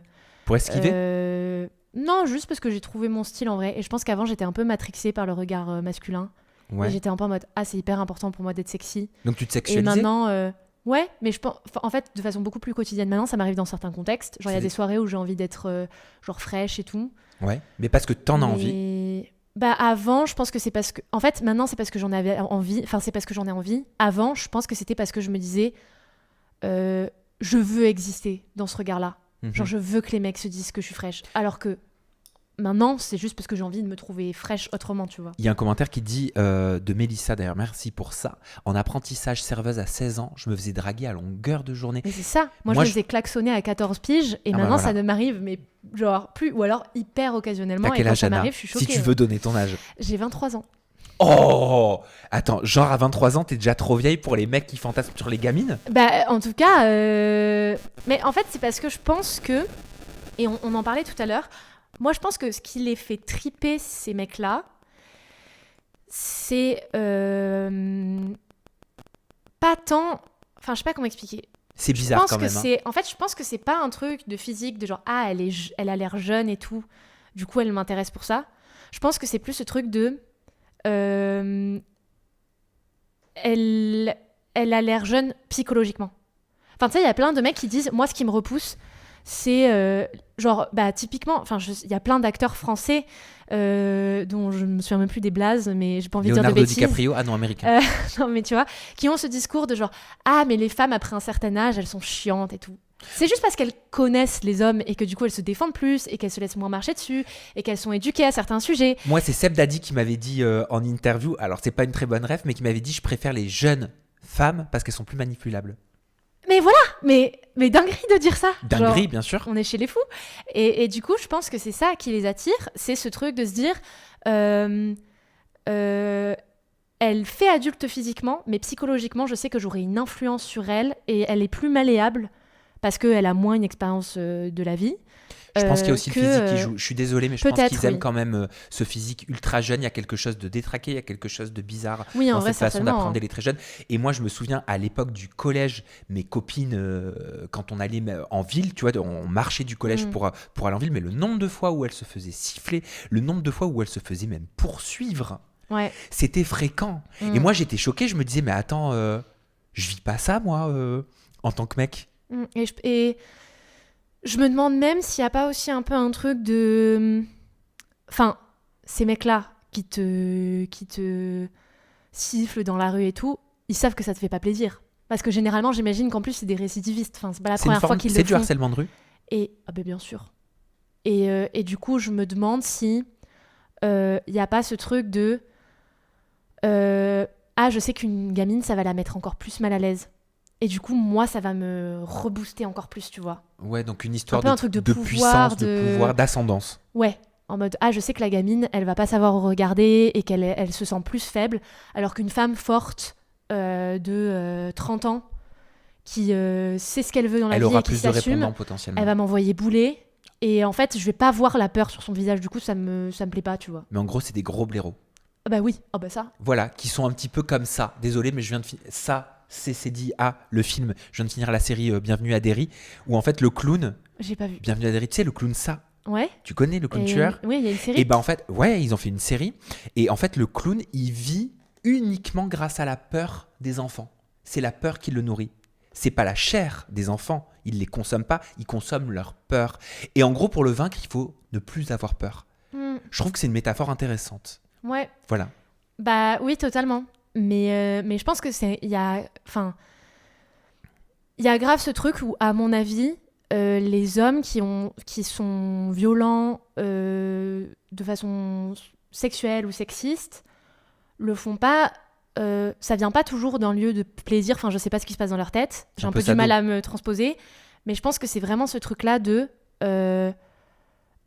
Ouais, j'ai envie de tirer une forme de pouvoir de ça, en fait. Genre me réconforter dans mon image de... Genre, ce que j'entends comme être la masculinité. Genre, je suis quelqu'un de puissant et j'en impose, tu vois. Et du coup, j'intimide les femmes en public en leur faisant des remarques déplacées. Je vais siffler une nana dans la rue alors que je sais que ça la met mal à l'aise. Et c'est un truc que j'ai déjà ressenti plusieurs fois, notamment dans le monde du travail, où il y a des gens qui vont te dire des trucs un peu déplacés et tout. Tu vois qu'ils ont un petit sourire. Et en fait, je me dis, mais je pense que le plaisir qu'il en tire, c'est au-delà de « Ah, il y a cette nana très jolie et je vais lui faire un compliment qui va lui faire plaisir. » Et en fait, je suis totalement à côté de la plaque. Je pense que c'est vraiment ce truc de... Je me nourris un peu de l'intimidation que je crée chez elle et du coup du pouvoir que j'ai moi. Et c'est pas pour rien que ça arrive énormément dans des sphères où il y a des hommes qui ont un très grand pouvoir médiatique, par exemple. Tout le monde est en mode « Pourquoi tous les acteurs sont tous les acteurs célèbres sont accusés d'avoir commis des VSS ?» Parce que je pense qu'en fait, quand le monde entier te bade, t'admire, en fait, tu commences à te dire que tout est permis et tu te nourris de cette puissance-là, je pense. Il y a un commentaire de Dembla qui dit « Moi, je me souviens que dans ma famille, ils avaient fêté mes premières règles. En mode, tu deviens une femme. On boit une coupe. J'étais genre en 6e et ça m'a grave choqué. » Ça te choque. Moi, je vais vous raconter une anecdote, mais à hauteur de jeune homme, histoire masculine, après. Ouais. Non, mais toi, ça te choque ce commentaire? Ou tu trouves ça culturel, traditionnel? J'ai pas le contexte en vrai, mais moi, ce qui me choque surtout, c'est qu'on les fait sans se demander si ça allait faire plaisir à la personne déjà. Enfin, tu célèbres pas quelque chose qui met quelqu'un mal à l'aise. Et aussi cette idée de avoir ces règles comme rite de passage en tant que femme. Je pense que ce qui nous définit, c'est pas que en tant que femme. C'est pas que ce qui se passe dans notre bide, en fait. Enfin, réduire la femme à son organe reproductif, je trouve ça un peu triste, en vrai. Voilà. Sous-entendu, je suis désolé, hein, mais peu importe l'âge que t'as tes premières règles, t'es une femme, donc un homme peut poser son regard sur toi et s'imaginer même faire des choses avec toi. C'est ça, et puis ça veut dire que t'es une femme. T'es une femme parce que tu peux avoir des gosses aussi. Oui. Mais non. Moi, à échelle différente, par rapport, et c'est pas du tout une critique, je sais que c'est culturel, mais moi, c'est une façon de penser dans cette culture qui me choquait. C'était du côté de mon papa, quand arrive la majorité religieuse, parce que mon papa est juif né en Algérie. Moi, ma maman est née à Bordeaux, catholique. Enfin bref, il y a toute une histoire où elle a eu la pression de la famille du côté de mon père, où pour qu'elle ait des enfants, il fallait qu'elle se convertisse. Ça a été horrible, la pauvre. Et dans la culture du côté de mon papa, c'était « Ah bah t'as 13 ans, t'es un homme. » C'est à 13 ans, soi-disant, la majorité masculine. On va te faire fumer une cigarette. Donc ça veut dire qu'on associe la masculinité à une pseudo-majorité masculine à 13 ans à un comportement qui en plus est nocif pour la santé, mais ça fait mec, ça fait homme. Tu vois, j'ai déjà à cet âge-là, je me souviens, j'étais choqué, j'étais contre, je voulais pas. J'ai pas été forcé. Hein. Et t'as pas fumé la cigarette? Non, mais c'était la tradition, on me l'avait suggéré. Mais non, en fait. Ouais. C'est quoi ça, fumer une cigarette ne fait pas de toi un homme. Et en plus, moi, je savais que dans mon orientation, je savais que j'étais différent d'eux, donc c'était encore pire, tu vois. C'était la double peine. Mais ouais, en vrai, c'est un peu toute la réflexion autour de la place que tu laisses à la tradition. Enfin, en fait, moi, je pense que la tradition mérite d'exister à partir du moment où elle n'est pas subie par ceux qui sont dedans, quoi. Oui. En vrai, fais ce que tu veux, tant que c'est toi qui le choisis et que c'est pas quelqu'un qui te l'impose. C'est ça. Voilà. C'est ça. Ouais. Je voulais qu'on parle des mots, parce qu'on l'a dit tout à l'heure un petit peu en introduction, tu sais. Moi, c'est vrai, souvent, je reçois des commentaires et je les comprends, mais je vous donne tellement raison, en mode, mais comment ça se fait que Sam Zira, il met des silences sur les mots comme homosexuel, raciste, etc. C'est fou quand même que tu mettes genre sur homosexuel. Bah oui, alors je le suis moi-même en plus. Non mais en fait, c'est des mots, je n'y pense pas. Genre je n'aurais même pas l'idée que ça soit... Parce que le mot S-E-X-U-E-L, c'est pour ça que je dis toujours, bah non, homo, même hétéro, on n'est pas obligé de dire la suite, parce que c'est des mots qui sont flag. Et j'en ai parlé avec notamment des personnes qui travaillent chez les plateformes, parce qu'en fait, ce qui se passe, c'est que quand tu as trop de mots qui sont considérés comme flag, toi, tu appelles ça des buzzwords, c'est ça? Ouais. Ok, c'est les mots flag. Ouais. Ok, mais en fait ça démonétise ta vidéo. Ça veut dire que tu n'as plus les annonceurs qui se mettent dessus automatiquement avec les publicités. Et ce qu'il faut comprendre, et ce que j'expliquais à ces plateformes, c'est que je leur disais que c'est pas normal, c'est pas juste parce que petit à petit, ça pousse les créateurs de contenu à mettre de côté, à délaisser des sujets de société qui sont pourtant ultra importants. Ouais, et au-delà de la démonétisation, tu peux aussi avoir le déréférencement, donc ta vidéo n'est pas vue. Bien sûr qui va avec. Et même, tu peux te faire, à force que tes vidéos soient flag, tu peux te faire supprimer ton compte ou désactiver. Mais je vais vous dire pourquoi la question de la démonétisation face à ces sujets de société cruciaux, elle est hyper importante. Parce qu'en fait, ça renvoie quoi comme message ? Ça renvoie le message en tant que plateforme aux créateurs, ne parlez pas de racisme, ne parlez pas d'hommes âgés, tu vois, je peux même pas le dire, d'hommes très âgés qui veulent faire des choses à des plus jeunes. Ne sensibilisez pas là-dessus parce que sinon les annonceurs ils vont fuir. Donc petit à petit, on va se retrouver dans quoi ? Dans un espace digital public où on n'abordera plus ces sujets qui font partie de notre société, dont on doit parler et qu'on doit mettre dans le débat et dans l'espace public. Et moi, comme je leur ai dit, ça fait 11 ans que je fais ça. Je peux me permettre aujourd'hui d'avoir des vidéos qui sont démonétisées. J'ai la chance d'avoir un gros volume de vues, donc de monétisation qui fait que je touche du bois, je peux payer mon loyer, je peux payer mes employés. Je peux, même si j'ai cette pression, tu vois, faire tout ça. Mais je pense aux autres créateurs, aux plus petits créateurs qui, quand ils vont commencer, vont voir leurs vidéos être déréférencées, démonétisées petit à petit. C'est inconscient tout ça. Ça te pousse en tant que créateur à ne plus aborder ces sujets-là. Et ça, c'est un gros problème en tant que plateforme. Ouais, et aussi, je ne comprends pas... Enfin, je sais pas s'il y a un double standard, mais je ne comprends pas que quand tu fais une vidéo pour parler de V, du coup, je peux dire le mot ou pas ? Franchement, on va faire attention. Ok. Moi, aujourd'hui, je le dis parce que je me suis dit que le pire que je risque, en tout cas sur TikTok et sur Instagram... Tu peux te ban. Ouais, pour le moment, ça ne m'arrive pas. Mais je me dis, c'est le déréférencement. Et vu qu'en vrai, je fais surtout des vidéos de vulgarisation, j'ai pas envie que les gens se disent « Mais ça veut dire quoi ça ?» et qu'ils comprennent pas. Du coup, j'ai pris le parti de le dire. Il y a un moment, je les disais pas. Oui, j'ai vu. Maintenant, je l'ai dit à nouveau. Et ça passe ? Alors, j'ai pas de signalement, mais par contre, j'ai des vidéos qui se font déréférencer. Et ça, c'est très relou. Donc ton sujet sera pas vu et donc ton thème hyper important sera pas vu. C'est ça, surtout quand tu veux faire de la sensibilisation sur tel ou tel sujet ou quand tu veux promouvoir. Des fois, je fais des vidéos pour des assos et je me dis en fait c'est chiant parce que du coup la vidéo est censée promouvoir l'asso et ça passe pas. Donc il y a cet aspect-là où tu passes à côté. En fait, tu passes à côté d'un contenu intéressant qui peut parler par exemple de VSS. VSS, je peux dire. Donc de V notamment, sous le prisme de la sensibilisation qui va se faire déréférencer. Et après, t'as des Alexis Chen qui ont des chaînes entières dans lesquelles ils disent mais des trucs de fou qui vont tourner en masse. Et en fait, tu te dis, c'est parce que je comprends que TikTok prête une attention toute particulière à des vidéos qui traitent de sujets sensibles, parce qu'ils veulent pas que tout et n'importe quoi ne circule.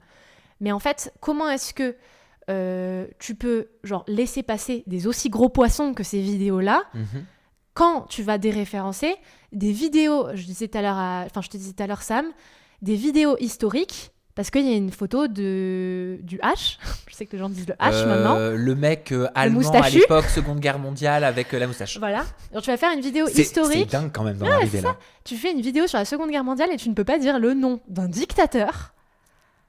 Et derrière, t'as des mecs qui font des vidéos masculées au possible, qui tournent. Et l'autre truc, tu disais la peur des plateformes de perdre des annonceurs.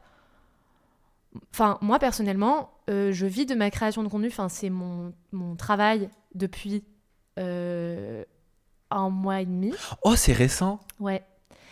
Et aujourd'hui, j'en vis bien en prenant position sur beaucoup de sujets parce que je peux travailler avec des annonceurs qui vont dans le sens de messages qui me plaisent. Je travaille avec des boîtes de production, avec des boîtes de distribution qui travaillent sur des films, qui diffusent des messages sociaux. Je travaille avec des maisons d'édition qui sortent des livres qui parlent de sujets qui m'intéressent, d'histoire, de sociologie.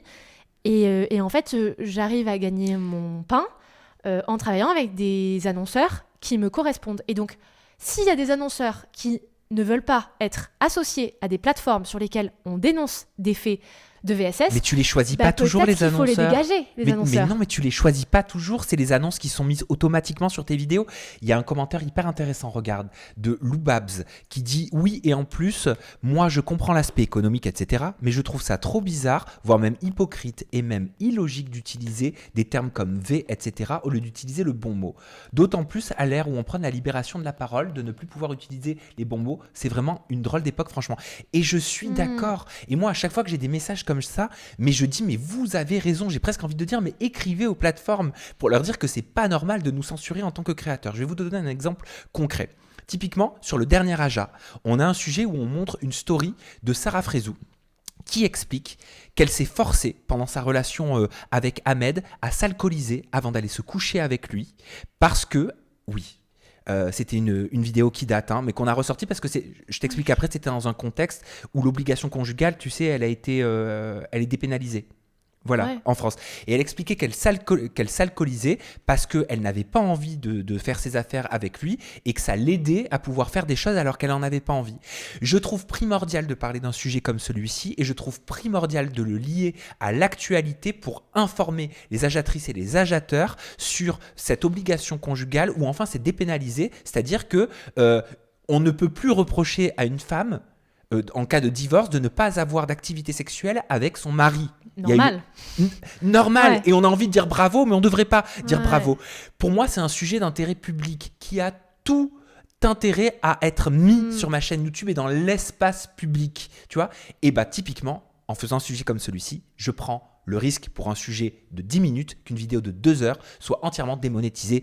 Une vidéo qui m'a coûté très cher Ouais. à produire. Parce C'est qu'il y a fou. un loyer dans Paris, il y a un réalisateur, il y a un truquiste pour envoyer les vidéos et les photos, il y a un ingénieur du son, il y a des chroniqueurs, il y a des salariés derrière, et tout ça représente une grosse somme d'argent. Et en fait, pourquoi le côté économique il est important ? Parce que moi, je peux me le permettre aujourd'hui d'avoir des vidéos démonétisées, mais je me souviens au tout début, quand j'abordais des sujets qui étaient importants, à mes yeux, à mettre dans l'espace public sur ma chaîne, et j'ai toujours eu envie de faire ça. Ceux qui me connaissent vraiment le savent que depuis 11 ans je fais ça. Au début, je me souviens, je disais à mon copain, je disais mais chérie, mais là tu vois, j'ai reçu une personne qui me raconte son parcours trans, je vais plus pouvoir le faire. En Ouais. fait, c'est démonétisé. Donc comment tu fais et à cette époque, je travaillais dans mon salon. Et Tu vois. c'est pour ça que je trouve qu'il y a une hypocrisie des plateformes qui est hyper néfaste, où il y a beaucoup de plateformes qui veulent se donner une image hyper inclusive, en mode queer Oui, months, etc. oui. On va mettre en avant des gens plus engagés. T'as plein de plateformes qui genre créent des systèmes de genre rémunération complémentaire, en mode si vous faites des contenus de qualité, sourcés, etc., on va vous mettre en avant. Et moi derrière, quand je mets mes sources en description, parce que tu sais, dans le lien des sources, Il y a un mot qu'il faut pas. va y avoir genre le mot, je sais pas, si je fais une vidéo V. sur la Palestine, il va y avoir Palestine, du coup 40 fois dans mes sources. Bah, je sais que la vidéo va être flag, du coup je mets pas mes sources. Et du coup c'est dommage parce que les gens passent à côté d'articles qui pourraient être intéressants. Et en fait, cette hypocrisie des plateformes, je la trouve...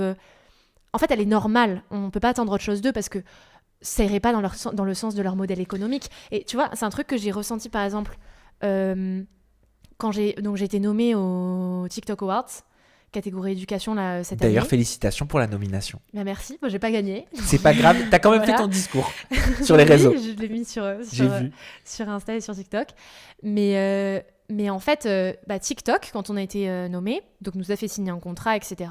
On pouvait faire, donc on n'a pas gagné, enfin même si tu gagnais un prix, tu gagnais pas d'argent ni rien. Tu pouvais faire une collab avec le partenaire de notre catégorie. Moi j'ai refusé parce que ça était un partenaire qui m'intéressait pas. Et en fait, ils nous ont donné des crédits. En fait, sur TikTok, on peut mettre en avant nos vidéos de façon très artificielle avec de l'argent. Je n'ai jamais fait ça. Alors, moi non plus. Enfin, je ne l'avais pas fait avant. En fait, tu peux booster tes vidéos. Ouais, et eux, booster, ils ça savent s'appelle. que quand tu parles des TikTok Awards, faut que tu le places assez tôt parce que sinon les gens vont pas voter pour toi. Mais c'est vrai que les gens peuvent être en mode encore sa campagne des TikTok Awards est zappée et du coup tu fais des mauvaises stats.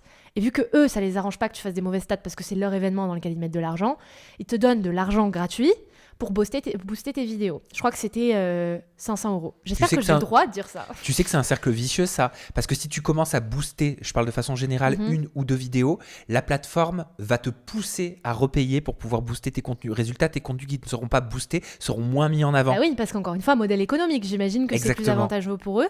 Et donc, moi, je m'étais dit, attends, on me donne de l'argent gratuit, je vais essayer, genre. Et en fait, j'ai voulu essayer et ça n'est passé sur aucune de mes vidéos parce que, en fait, à chaque fois, ils me disaient contenu politique. Parce que dans ma vidéo, je parle de, je sais pas, par exemple, j'avais fait un PowerPoint 10 raisons pour lesquelles voter pour moi. Et dans une des slides du PowerPoint, j'ai interviewé Jean-Noël Barrot, le ministre des Affaires étrangères, et je lui ai rappelé qu'il était chauve en pleine interview.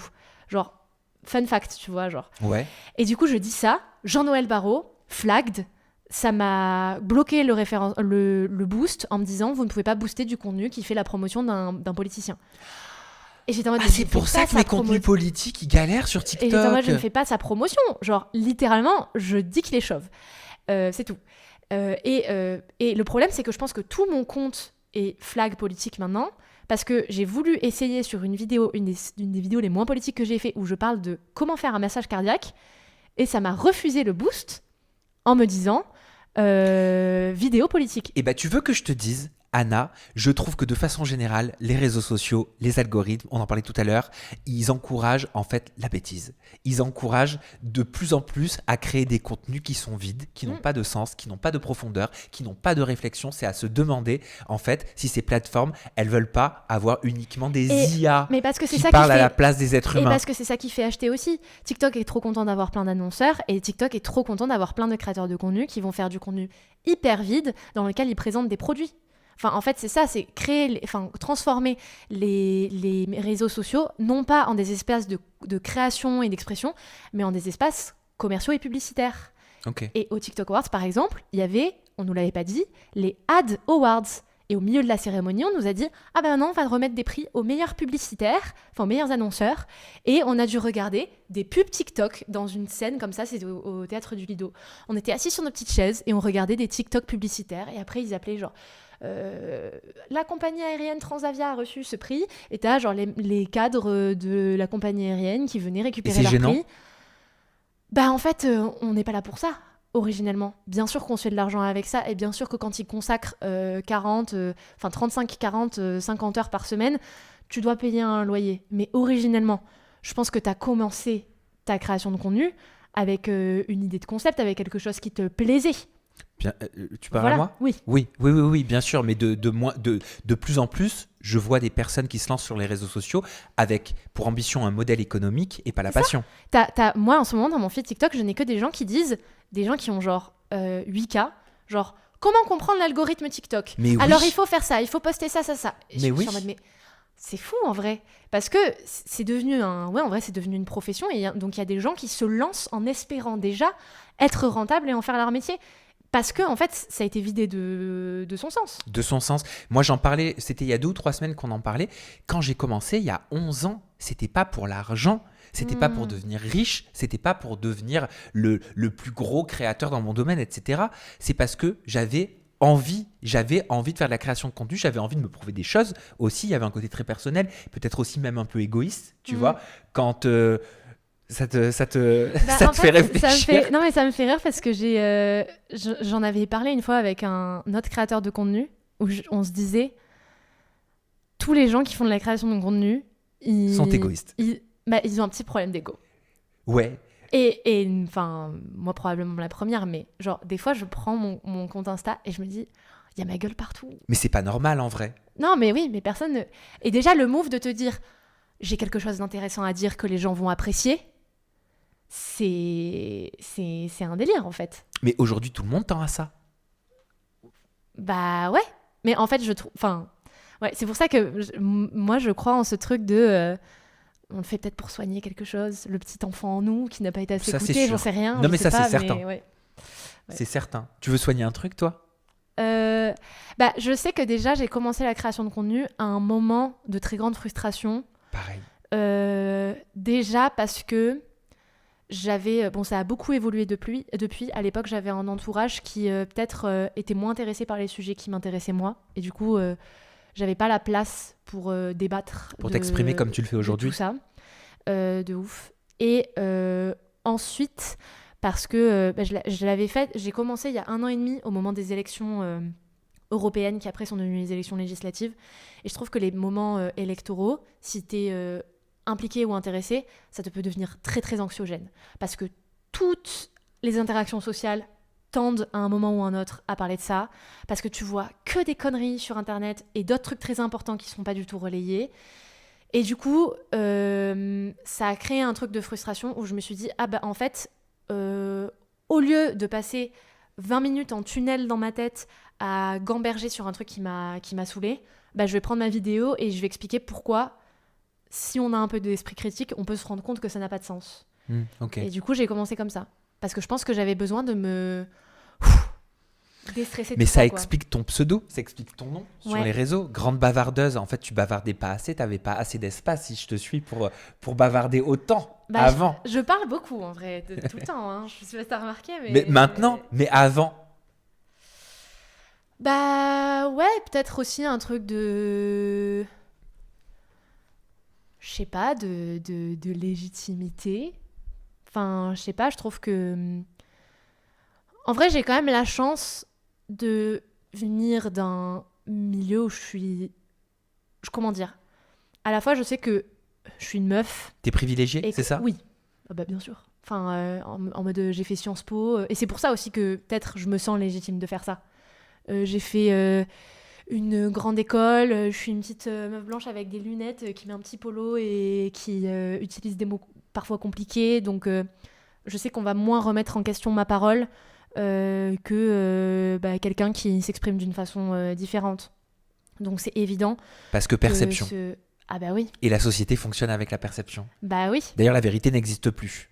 Ah bah non. Je trouve. Hein, sur les perception, on en parlait tout à l'heure, mais c'est pour ça que... Et en vrai, je suis intéressée d'avoir ton sujet là-dessus. Dis-moi.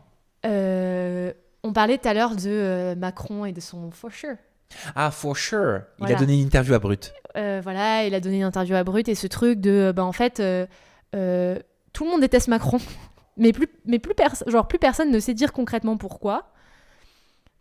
Parce qu'en fait, tous les moments médiatiques forts autour de Macron, c'est des moments genre de pop culture qui sont dissociés de la politique. En mode, regardez, il a mis des lunettes stylées.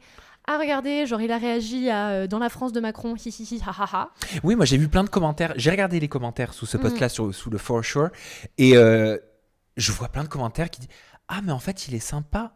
Ah, mais j'avais pas vu qu'en fait, il était drôle. En fait, il est trop cool. En fait, ça a redoré quelque part un petit peu son image. Il est remonté dans la sympathie collective. Et parce que je trouve qu'il y a un peu ce truc de starification qui peut-être fait un peu du mal à la société. Ou, par exemple, en fait, je pense qu'on a besoin de figures. On a besoin, par exemple, c'est pour ça qu'il y a beaucoup de journalistes qui disent ça me saoule parce que pour faire mon métier maintenant, il faut être créateur de contenu et j'ai pas nécessairement envie d'incarner mes sujets, de balancer ma tête sur Internet, j'ai juste envie d'écrire mes papiers de mon côté, etc. C'est pour ça qu'il y en a plein qui nous aiment pas. Oui, mais bien sûr. Mais aujourd'hui, il faut être une personnalité pour être écouté, il faut être une personnalité pour... On a besoin de stars, de personnalités connues. Et les politiciens, ils le savent. Ils savent qu'ils vont pas juste exister par leur programme. Ils vont exister par toute la persona qu'il y a autour d'eux. Et donc, c'est pour ça que les politiciens sont hyper friands des interviews où on va leur poser des questions sur des éléments personnels ou intimes de leur vie. Ils ont du mal, hein, encore. Hein. Ouais, mais tu vois, pour moi, avoir Le Pen qui parle genre de ses petits chatons... Ah, Karine Le Marchand. Voilà, et c'est souvent l'élément qu'on sort pour parler de ça, c'est pas anodin.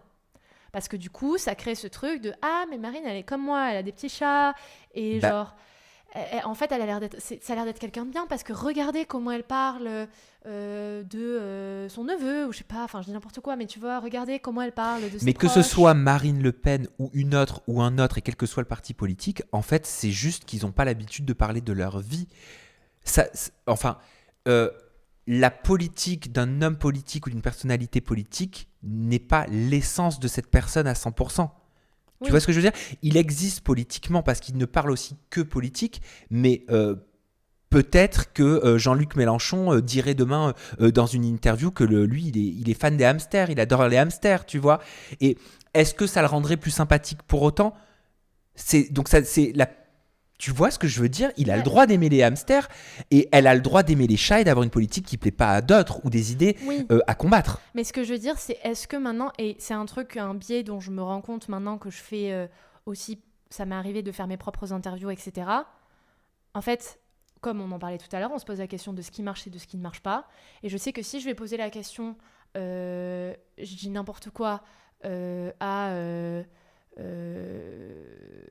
Emmanuel Macron, bah voilà, on reprend l'exemple de tout à l'heure. Si je pose la question à Emmanuel Macron de quel est votre idéal de politique policière, ça va pas intéresser grand monde.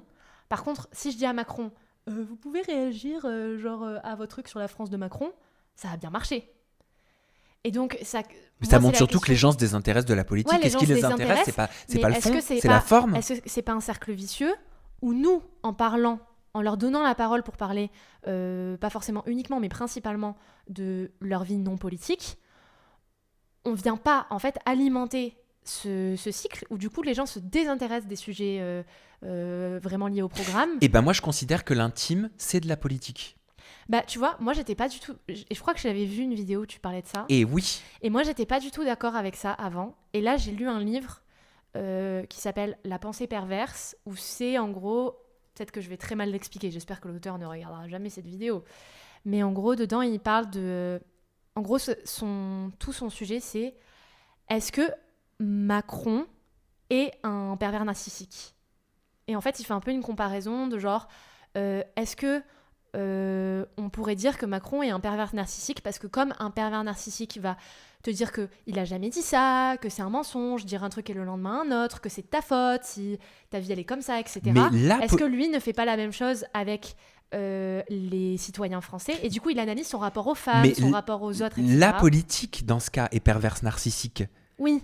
Tu vois, regarde, Marlène Schiappa, elle expliquait dans Les Traîtres quelles étaient les techniques des politiques pour pouvoir faire des mensonges. Alors je le dis vulgairement, tu vois, mais dans ce cas-là, c'est quelque part, ça veut dire aussi que c'est un peu, il y a un côté pervers. Moi, je me souviens, et d'ailleurs, je l'ai reçu Marlène Schiappa en interview et je lui ai posé la question. C'est pas encore sorti. Je me souviens, je sais que c'est un contexte différent, mais l'époque du Covid. Agnès Buzyn, je crois qu'elle s'appelait, la ministre de la Santé, je crois, qui disait le masque ne sert à rien. On nous a menti en pleine gueule. Ah mais oui, mais c'est pour ça que les gens n'ont plus confiance. Parce qu'il n'y avait pas de masque. Ouais, et c'est ça. Pas parce qu'il servait à rien. Oui, et t'as des montages parfois où tu vois genre Macron dire un truc le lundi et son inverse le samedi. C'est pervers ça. Oui, mais et en fait on crée une véritable crise de confiance et c'est pour ça que les gens n'ont plus confiance en fait en les médias. Parce qu'ils pensent qu'il vaut mieux ne pas dire les choses pour que la foule reste tranquille. Mais bien sûr. Mais ça c'est une stratégie qui existe de ouf. C'est le machiavélisme. Ouais, enfin... Ouais, et puis je crois que c'est Hannah Arendt, elle parlait d'un truc comme ça, c'est le mensonge en fait est utile dans la mesure où tu sais que si tu dis pas toute la vérité, enfin si tu dis toute la vérité, tu vas créer le chaos. C'est ça, tu vas créer le chaos. Mais parfois le chaos il est justifié parce qu'en fait tu mets les gens en danger. Je crois que j'en parlais avec un pote la dernière fois qui me disait quand les Américains ils ont fait la guerre au Vietnam, quand ils sont rentrés, on a minimisé le nombre de morts qu'il y avait parce qu'on s'était dit si on dit la vérité du nombre de morts qu'il y a eu pour rien, les Américains vont péter un câble en fait, les gens vont devenir fous. Et les gens étaient déjà un petit peu fous, il y a eu beaucoup de problèmes liés à l'addiction, etc. Et en fait c'était presque présenté plus tard après dans l'histoire comme on l'a fait pour le bien des gens, de ne pas dire toute la réalité. Sauf que parfois le chaos il est nécessaire en fait parce que c'est une réaction normale au fait que tu te foutes de la gueule des Français ou en l'occurrence des Américains. Mais c'est comme dans les familles. Combien de fois moi j'ai entendu ma grand-mère, et Dieu repose son âme, faire des mensonges pour préserver les uns et les autres. Préserver sa fille, préserver son fils, préserver sa nièce, préserver son neveu, préserver...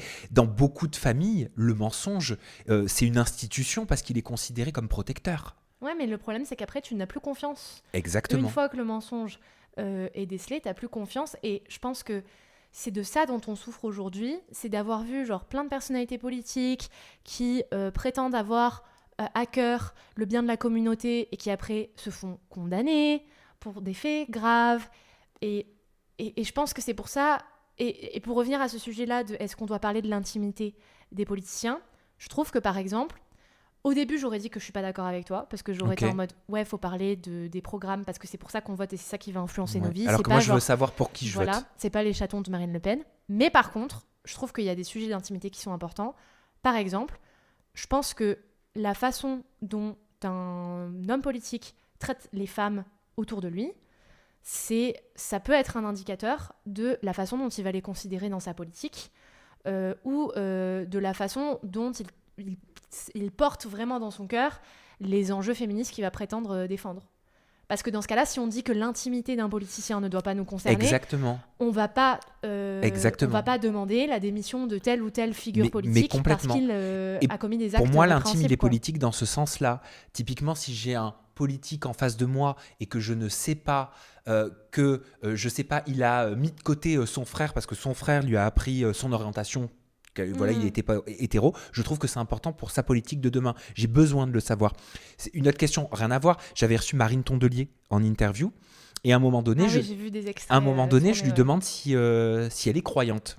Mhm. Parce que je me suis renseigné, si je me trompe pas, j'ai vu qu'elle était chrétienne, etc. Et elle me dit, ah, bah, ça, je réponds pas. Je dis, bah, pourquoi? Elle me dit, ah, parce qu'on est dans un pays laïque, tout ça. Mais alors, en vrai, moi, je me dis, bah, on est dans un pays laïque, mais justement, on peut d'autant plus Oui, en il n'y a pas parler. d'obligation de neutralité Exactement. quand t'es juste une figure Pays laïque politique, ne veut pas quoi. dire ne pas s'exprimer sur une foi ou sur sa religion ou sur ses convictions religieuses. Pays laïque veut dire respecter, théoriquement. Mais encore, il y a plein de problèmes Oui. Bon, après, il y avec a ça. quand même la notion de, une fois, par exemple, pays laïque, c'est met le voile qui veut. Par contre, ne peut pas mettre le voile, enfin c'est comme ça que c'est écrit dans la loi, je dis pas que c'est ce que je pense, hein, ne peut pas mettre le voile une personne qui est dépositaire de l'autorité publique, je crois, enfin un fonctionnaire par exemple, dans ses fonctions. Une fois que tu représentes l'État du fait de ta profession, dans ta fonction, tu ne peux pas porter un signe religieux ou tu ne peux pas défendre telle ou telle religion. Mais moi je crois au fait que en fait les personnes qui n'ont pas cette obligation légale-là peuvent bien faire ce qui leur chante. Et moi, c'est un truc que je trouve fou, où quand on parle, par exemple, quand on veut défendre le droit des femmes de se vêtir de telle ou telle façon du fait de leur religion, on va toujours nous opposer ça, l'obligation de laïcité. Mais non, mais il n'y a nulle part écrit dans la loi en France que les femmes ne peuvent pas se vêtir en public dans la rue de telle ou telle façon au nom de la laïcité. C'est les personnes qui représentent l'État, qui ont une obligation de neutralité vis-à-vis de la religion. Mais toi et moi, on peut se présenter là en live comme on veut. Exactement. D'un point de vue légal, quoi. Et donc, tout ça pour dire que je trouvais intéressant de lui poser la question parce que je voulais lier ma question sur la foi et sur ses convictions religieuses à, en gros, son parti, les Verts, Europe Écologie, les Verts. Parce qu'en me renseignant, en écrivant l'interview, je me suis rendu compte que dans la Bible, il y avait énormément d'écologie. Ouais. Et je trouvais que l'angle était inédit et intéressant en recevant Marine Tondelier. Enfin, voilà, j'ai jugé que c'était intéressant de poser la question. Mais tu vois, elle m'a pas laissé aller jusque-là parce que tout de suite, c'était balayé en mode « je ne parle pas religion ». Mais ça, c'est un sujet, un des premiers, mais je considère que c'était pas une grosse vague de hate parce qu'à l'époque, j'étais assez petite sur les réseaux et donc ça avait une portée quand même légère. Mais un des premiers sujets sur lesquels je m'étais faite défoncer, c'est quand j'avais parlé du fait que on peut difficilement justifier le fait d'être d'extrême droite quand on est catholique. Et ça, c'était pas passé. Ça avait pas plu. Ouais. Parce que les gens disaient « Ah mais non, mais de toute façon, si on n'est plus d'extrême droite... » Enfin, en gros, si, quand on est catholique, on doit obligatoirement être d'extrême droite, parce que si l'extrême droite n'existe plus, bientôt on ne pourra plus pratiquer notre religion, parce que la gauche veut fermer les églises. Le fameux grand remplacement. Voilà. De Zemmour. Et en fait, moi, je trouvais ça fascinant, parce que... il y a des passages dans la Bible qui disent que tu dois aimer l'étranger comme ton frère. Comme ta chair. Ouais, il y a aussi un truc lié à la religion. Il y a une notion de pauvreté qui est forte. Ne pas s'encombrer de trucs inutiles. De matériel superflu. Partager tout ce que tu as partager avec le pain. Celui qui en a besoin. Et en fait, je trouve ça fou que, par exemple, dans des familles catholiques, on se dise « Ah c'est Noël, on va mettre un couvert en plus à la table dans cette tradition-là, d'idée que s'il y a quelqu'un dans le besoin qui vient besoin sonner, du on couvert. pourra l'accueillir. » Mais par contre, derrière, on va voter extrême droite parce que on peut pas accueillir toute la misère du monde. C'est un truc que je trouve assez Mais toutes les religions sont schizophrénique. contradictoires, de toute façon. Oui, Et beaucoup de religions, toutes monothéistes, sont quand même un peu... le traitement des femmes, de l'orientation, il est quand même assez difficile. Bah, je pense que moi je réfléchis beaucoup à la foi, à tout ça. En vrai, je me définis comme catholique. Et c'est un peu l'argument où on me dit typiquement un des arguments qu'on m'a posé, c'est ah bah toi tu retiens que ce qui t'arrange en fait dans la Bible. Genre tu vas retenir les extraits où on va parler de l'amour de son prochain, qui doit être inconditionnel, etc. Mais tu vas pas retenir les passages sur Sodome et Gomorrhe, les passages qui vont être violents vis-à-vis des personnes gays. Et en fait, pour moi l'idée c'est que... et je sais pas, encore une fois, moi je suis pas... je ne suis pas un maître à penser religieux, je ne maîtrise pas toute la théologie, mais j'ai quand même cette idée de... C'est un texte qui a été écrit dans un contexte social aussi.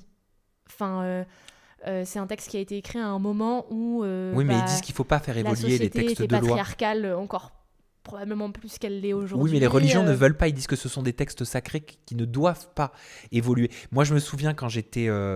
qu'est-ce que je me prenais la tête avec certains membres de ma famille. Moi, ce qui me choquait dans les synagogues, c'était que les femmes soient séparées des hommes. Et je disais, mais qu'est-ce que c'est misogyne et qu'est-ce que c'est sexiste, parce qu'on m'avait expliqué, on m'a dit, mais la femme est considérée comme impure, d'ailleurs quand elle a ses règles, il faut qu'elle dorme pendant 4, 5, 6 nuits séparément de son mari. Je disais, mais c'est quoi ce truc ? Mais comment on peut parler d'amour, de paix, de machin, quand de toute façon, la femme, elle n'est pas sur le même niveau que l'homme dans un lieu de culte. Et même ça, on me faisait... me dire, pas mes parents sont extrêmement ouverts, mais on me faisait ressentir que j'avais même pas le droit de raisonner là-dessus et de réfléchir parce que c'était comme ça. En fait, c'est ça. Pour moi, je pense que je ne suis personne, et c'est pas du tout mon intention, pour dire quelle pratique religieuse a du sens ou non dans la société d'aujourd'hui ou pas. Par contre, je pense que c'est important, et c'est pour ça que je pense que c'est quelque chose qui a un lien avec l'intime, de laisser chacun... concevoir son rapport à Dieu. Et en fait, c'est le truc dont on parlait de la tradition. Tout à l'heure, on en parlait. Mais tu sépares pas des hommes des femmes. Parce qu'il y en a qui sont... Et je me souviens, moi, ce qui me choquait, c'est que les hommes étaient, tu sais, dans la belle pièce, magnifique, les boiseries, les dorures. Et les femmes, elles étaient parquées dans un truc derrière une vitre avec des chaises en plastique, alors que les hommes avaient des beaux fauteuils qui ressemblaient à des trônes en noyer magnifiques.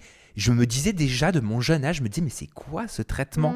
Et d'ailleurs j'avais plus envie d'être du côté des femmes, tu vois, et de compatir avec elles, que d'être du côté de ces hommes qui vraisemblablement ne remettaient pas en question tout ça parce que c'était comme ça. Ouais, mais je comprends totalement ce que tu veux dire. Et là où je pense qu'il y a... faut faire attention, c'est que je trouve qu'il y a beaucoup de discours hyper anti-religieux qui ne retiennent que ça. Qui vont avoir ce truc de ah oui mais regardez les religions c'est des pensées hyper archaïques, y a genre c'est des pensées qui nourrissent une forme de sexisme et tout. Là où je pense que la religion c'est aussi c'est une communauté de soutien pour beaucoup de personnes qui sont délaissées parfois de certains espaces de la République et qui du coup trouvent un lien, trouvent un sentiment d'appartenance, trouvent une communauté sur laquelle ils peuvent se reposer et dans laquelle ils trouvent une forme d'entraide parce qu'ils ne trouvent pas cette aide ailleurs parce qu'on les a totalement séparés du reste. Donc je pense que faut prendre ces religions-là dans l'entièreté de ce qu'ils apportent aux gens qui les pratiquent. Et je pense qu'il y a aussi... bien sûr que les religions, sur plein d'aspects, sont patriarcales, mais comme absolument toutes les sphères de la société, en fait. Moi, ce que je trouve fascinant, c'est de voir qu'il y a des hommes qui ont un regard extrêmement violent vis-à-vis des cultes religieux, qui vont être très, très, très, très critiques, mais dans la vie de tous les jours, ne respectent pas les femmes pour autant. Et ne vont pas se poser la question des espaces qu'ils laissent pour les femmes. Ou même les règles piliers de leur religion. Ça, ou des espaces qui sont laissés pour les femmes en politique, dans toutes les autres sphères du monde, en fait. Et c'est ça, je trouve que la religion n'est pas épargnée de toutes les dynamiques sociales qui influencent tous les autres espaces du monde, en fait. Et c'est comme ce qu'on disait tout à l'heure avec les réseaux sociaux. Bien sûr que sur les réseaux sociaux, il y a énormément de contenu masculiniste. Mais est-ce que c'est les réseaux sociaux le problème ou c'est les personnes qui les utilisent pour diffuser ces idées, tu vois ? Genre, je pense que le problème, c'est le fait Enfin, ouais, c'est le fait que ce soit un phénomène à l'échelle de la société tout entière, tu vois. Moi, je ne me définis pas comme appartenant à une religion. Et je vais te dire, je ne comprends pas quand il y a des personnes qui disent « Ah, son père est juif, il est juif, lui. » Non, je vais vous dire une chose, et c'est pas un déni. Je ne suis pas juif. Je suis juif uniquement si on me l'impose. Je suis de ma religion uniquement si je l'accepte. Parce qu'au final, c'est quoi la religion ? C'est quoi ? C'est une circoncision ? On m'a coupé le kiki, donc ça voudrait dire que je suis juif ? On m'a forcé, on m'a fait faire une bar mitzvah parce qu'il fallait le faire. Donc ça voudrait dire que je suis juif ? Ouais, et je pense que je pense que c'est important que ce soit à toi d'en décider, en fait. Exactement. Je fais partie d'une religion, je m'assimile à une religion si je le décide. Il n'y a personne qui est venu sur mon berceau, je parle de moi, pour dire « Ah bah lui, il sera catholique, lui, il sera juif. » Parce que la religion, au final, où est-ce qu'elle existe si elle ne vient pas de notre cerveau ? Bien sûr. Et par notre auto-certification, validation. Comment elle est palpable ? Ouais, totalement. C'est comme le mariage, en vrai. C'est un engagement. Mais c'est un bout de papier. C'est parce que les gens se sont organisés à dire cet homme et cette femme, aujourd'hui, heureusement, cette femme et cette femme, ou cet homme et cet homme, en tout cas en France, vont s'unir pour le meilleur et pour le pire. Derrière, il y a plein de trucs d'imposition, etc. Ça fait faire des enfants, pour les couples hétéros, tout ça, normalement. Mais le mariage existe pourquoi ? Juste parce que quelqu'un a décrété qu'au travers de ce bout de papier, vous êtes mariés. Mais en vrai... Vous êtes reconnu comme un couple légitime. Mais si je ne le reconnais pas, c'est pas palpable, ça n'existe pas. Ouais. C'est du folklore. Bien sûr. Et c'est pour ça que tu as plein de gens aujourd'hui qui s'unissent différemment, qui font presque des mariages symboliques. Regarde les gitans, la communauté gitane qui se marie pour eux, ils scellent leur union entre eux. En famille, c'est reconnu par les proches. Il n'y a pas de papier. Ouais, totalement. Donc au final, c'est la perception et le crédit qu'on y apporte. Ouais, totalement. Enfin, nous sommes dans un monde d'apparence, finalement. Oui. Nous ne sommes que l'image que les autres perçoivent de nous. Oui. Surtout en tant que créateur de contenu, en l'occurrence. Tu n'es rien d'autre que l'image que tu reflètes de toi. Moi, un truc qui me fascine avec mon contenu, c'est qu'il y a des gens qui vont me dire « Ah, t'es extrêmement neutre, j'aime bien ». Et des gens qui vont faire des tweets en mode « Ah, la gauchiste, woke, extrémiste, radicale, qui veut nous enlever tous nos droits ». Et en fait, c'est là que je vois que tu n'es rien d'autre que ce que les gens décident que tu es. Tu vois, là, il y a un commentaire qui dit « C'est triste de dire que le mariage, c'est du folklore ». C'est ma façon de voir les choses dans un contexte de discussion avec Anna que je partage. Ça n'enlève pas le respect que j'ai envers les personnes qui accordent énormément d'importance et qui ont envie de le faire. Mais en vrai, si on réfléchit sincèrement, dans ma vision des choses, oui, ce sont des règles accordées entre personnes qui acceptent ces règles-là. Ouais, totalement. Voilà, enfin, je vois les choses comme ça. Bon, Anna, ça va au final, tu vois, t'avais peur de ce live ? Oui, et il y a plein de sujets qu'on voulait aborder qu'on n'a pas pu aborder, je crois. Il va falloir que je fasse le tien de live. Oui, j'ai trop hâte. Par contre, mon setup, il est pas aussi beau que toi. Hein. Ah non, mais attends, mais moi je débute, tu plaisantes ou quoi ? Ah non, mais le mien est pourri. Ah non, mais arrête, moi aussi je trouve que le mien il est pourri. Non, mais tu vas rire alors. Tu vas rire. Mais en tout cas, je vais découvrir, mais je te rendrai l'appareil. Ouais, avec plaisir. Hein ? On papotera, on discutera sur des thèmes qui nous plaisent et sur lesquels on a envie de converser. En tout cas, j'espère que ce live avec Grande Bavardeuse vous a plu ou pas. D'ailleurs, merci pour l'accueil. Voilà, chacun y voit ce qu'il a envie d'y voir. Regardez, ça c'est le compte Instagram de Grande Bavardeuse. Elle s'appelle Anna, elle est hyper intéressante. Je ne m'appelle pas Grande Bavardeuse à l'état civil, malheureusement. Ouais. Moi, je suis hyper content. Voilà, j'espère, si vous ne connaissiez pas Anna, de l'avoir découvert au travers de ce live et de nos échanges, de notre discussion. Franchement, allez voir son compte. C'est une créatrice de contenu qui mérite d'être regardée, entendue. Pas pour lui donner tout notre crédit si on n'est pas forcément d'accord. Ah non, il faut garder votre esprit critique. Voilà, pour développer son esprit critique. Oui, et vis-à-vis des autres et vis-à-vis de moi aussi. Hein. Je n'ai pas la science infuse. Exactement. Bon, Anna, merci. Mais merci à toi, pour Sam. ce moment, comme disait Valérie Trierweiler. Merci pour l'accueil. Merci à vous d'avoir été avec nous. On se retrouve, que je vous donne un petit peu le programme. Demain, vous avez une interview de Diego. Donc demain, mardi, donc aujourd'hui pour ceux qui sont sur YouTube, Diego de l'île de la Tentation. Mercredi, une interview de l'île de la Tentation encore. Jeudi, Aja en live entre 19h et 21h. Vendredi, c'est un live que je fais seul avec vous en one-to-one. Voilà. Et après samedi, et après dimanche, une interview. Ouais. Quel programme? Waouh, tu chômes pas, hein? Non. Allez, je vous embrasse tous. Ciao, ciao.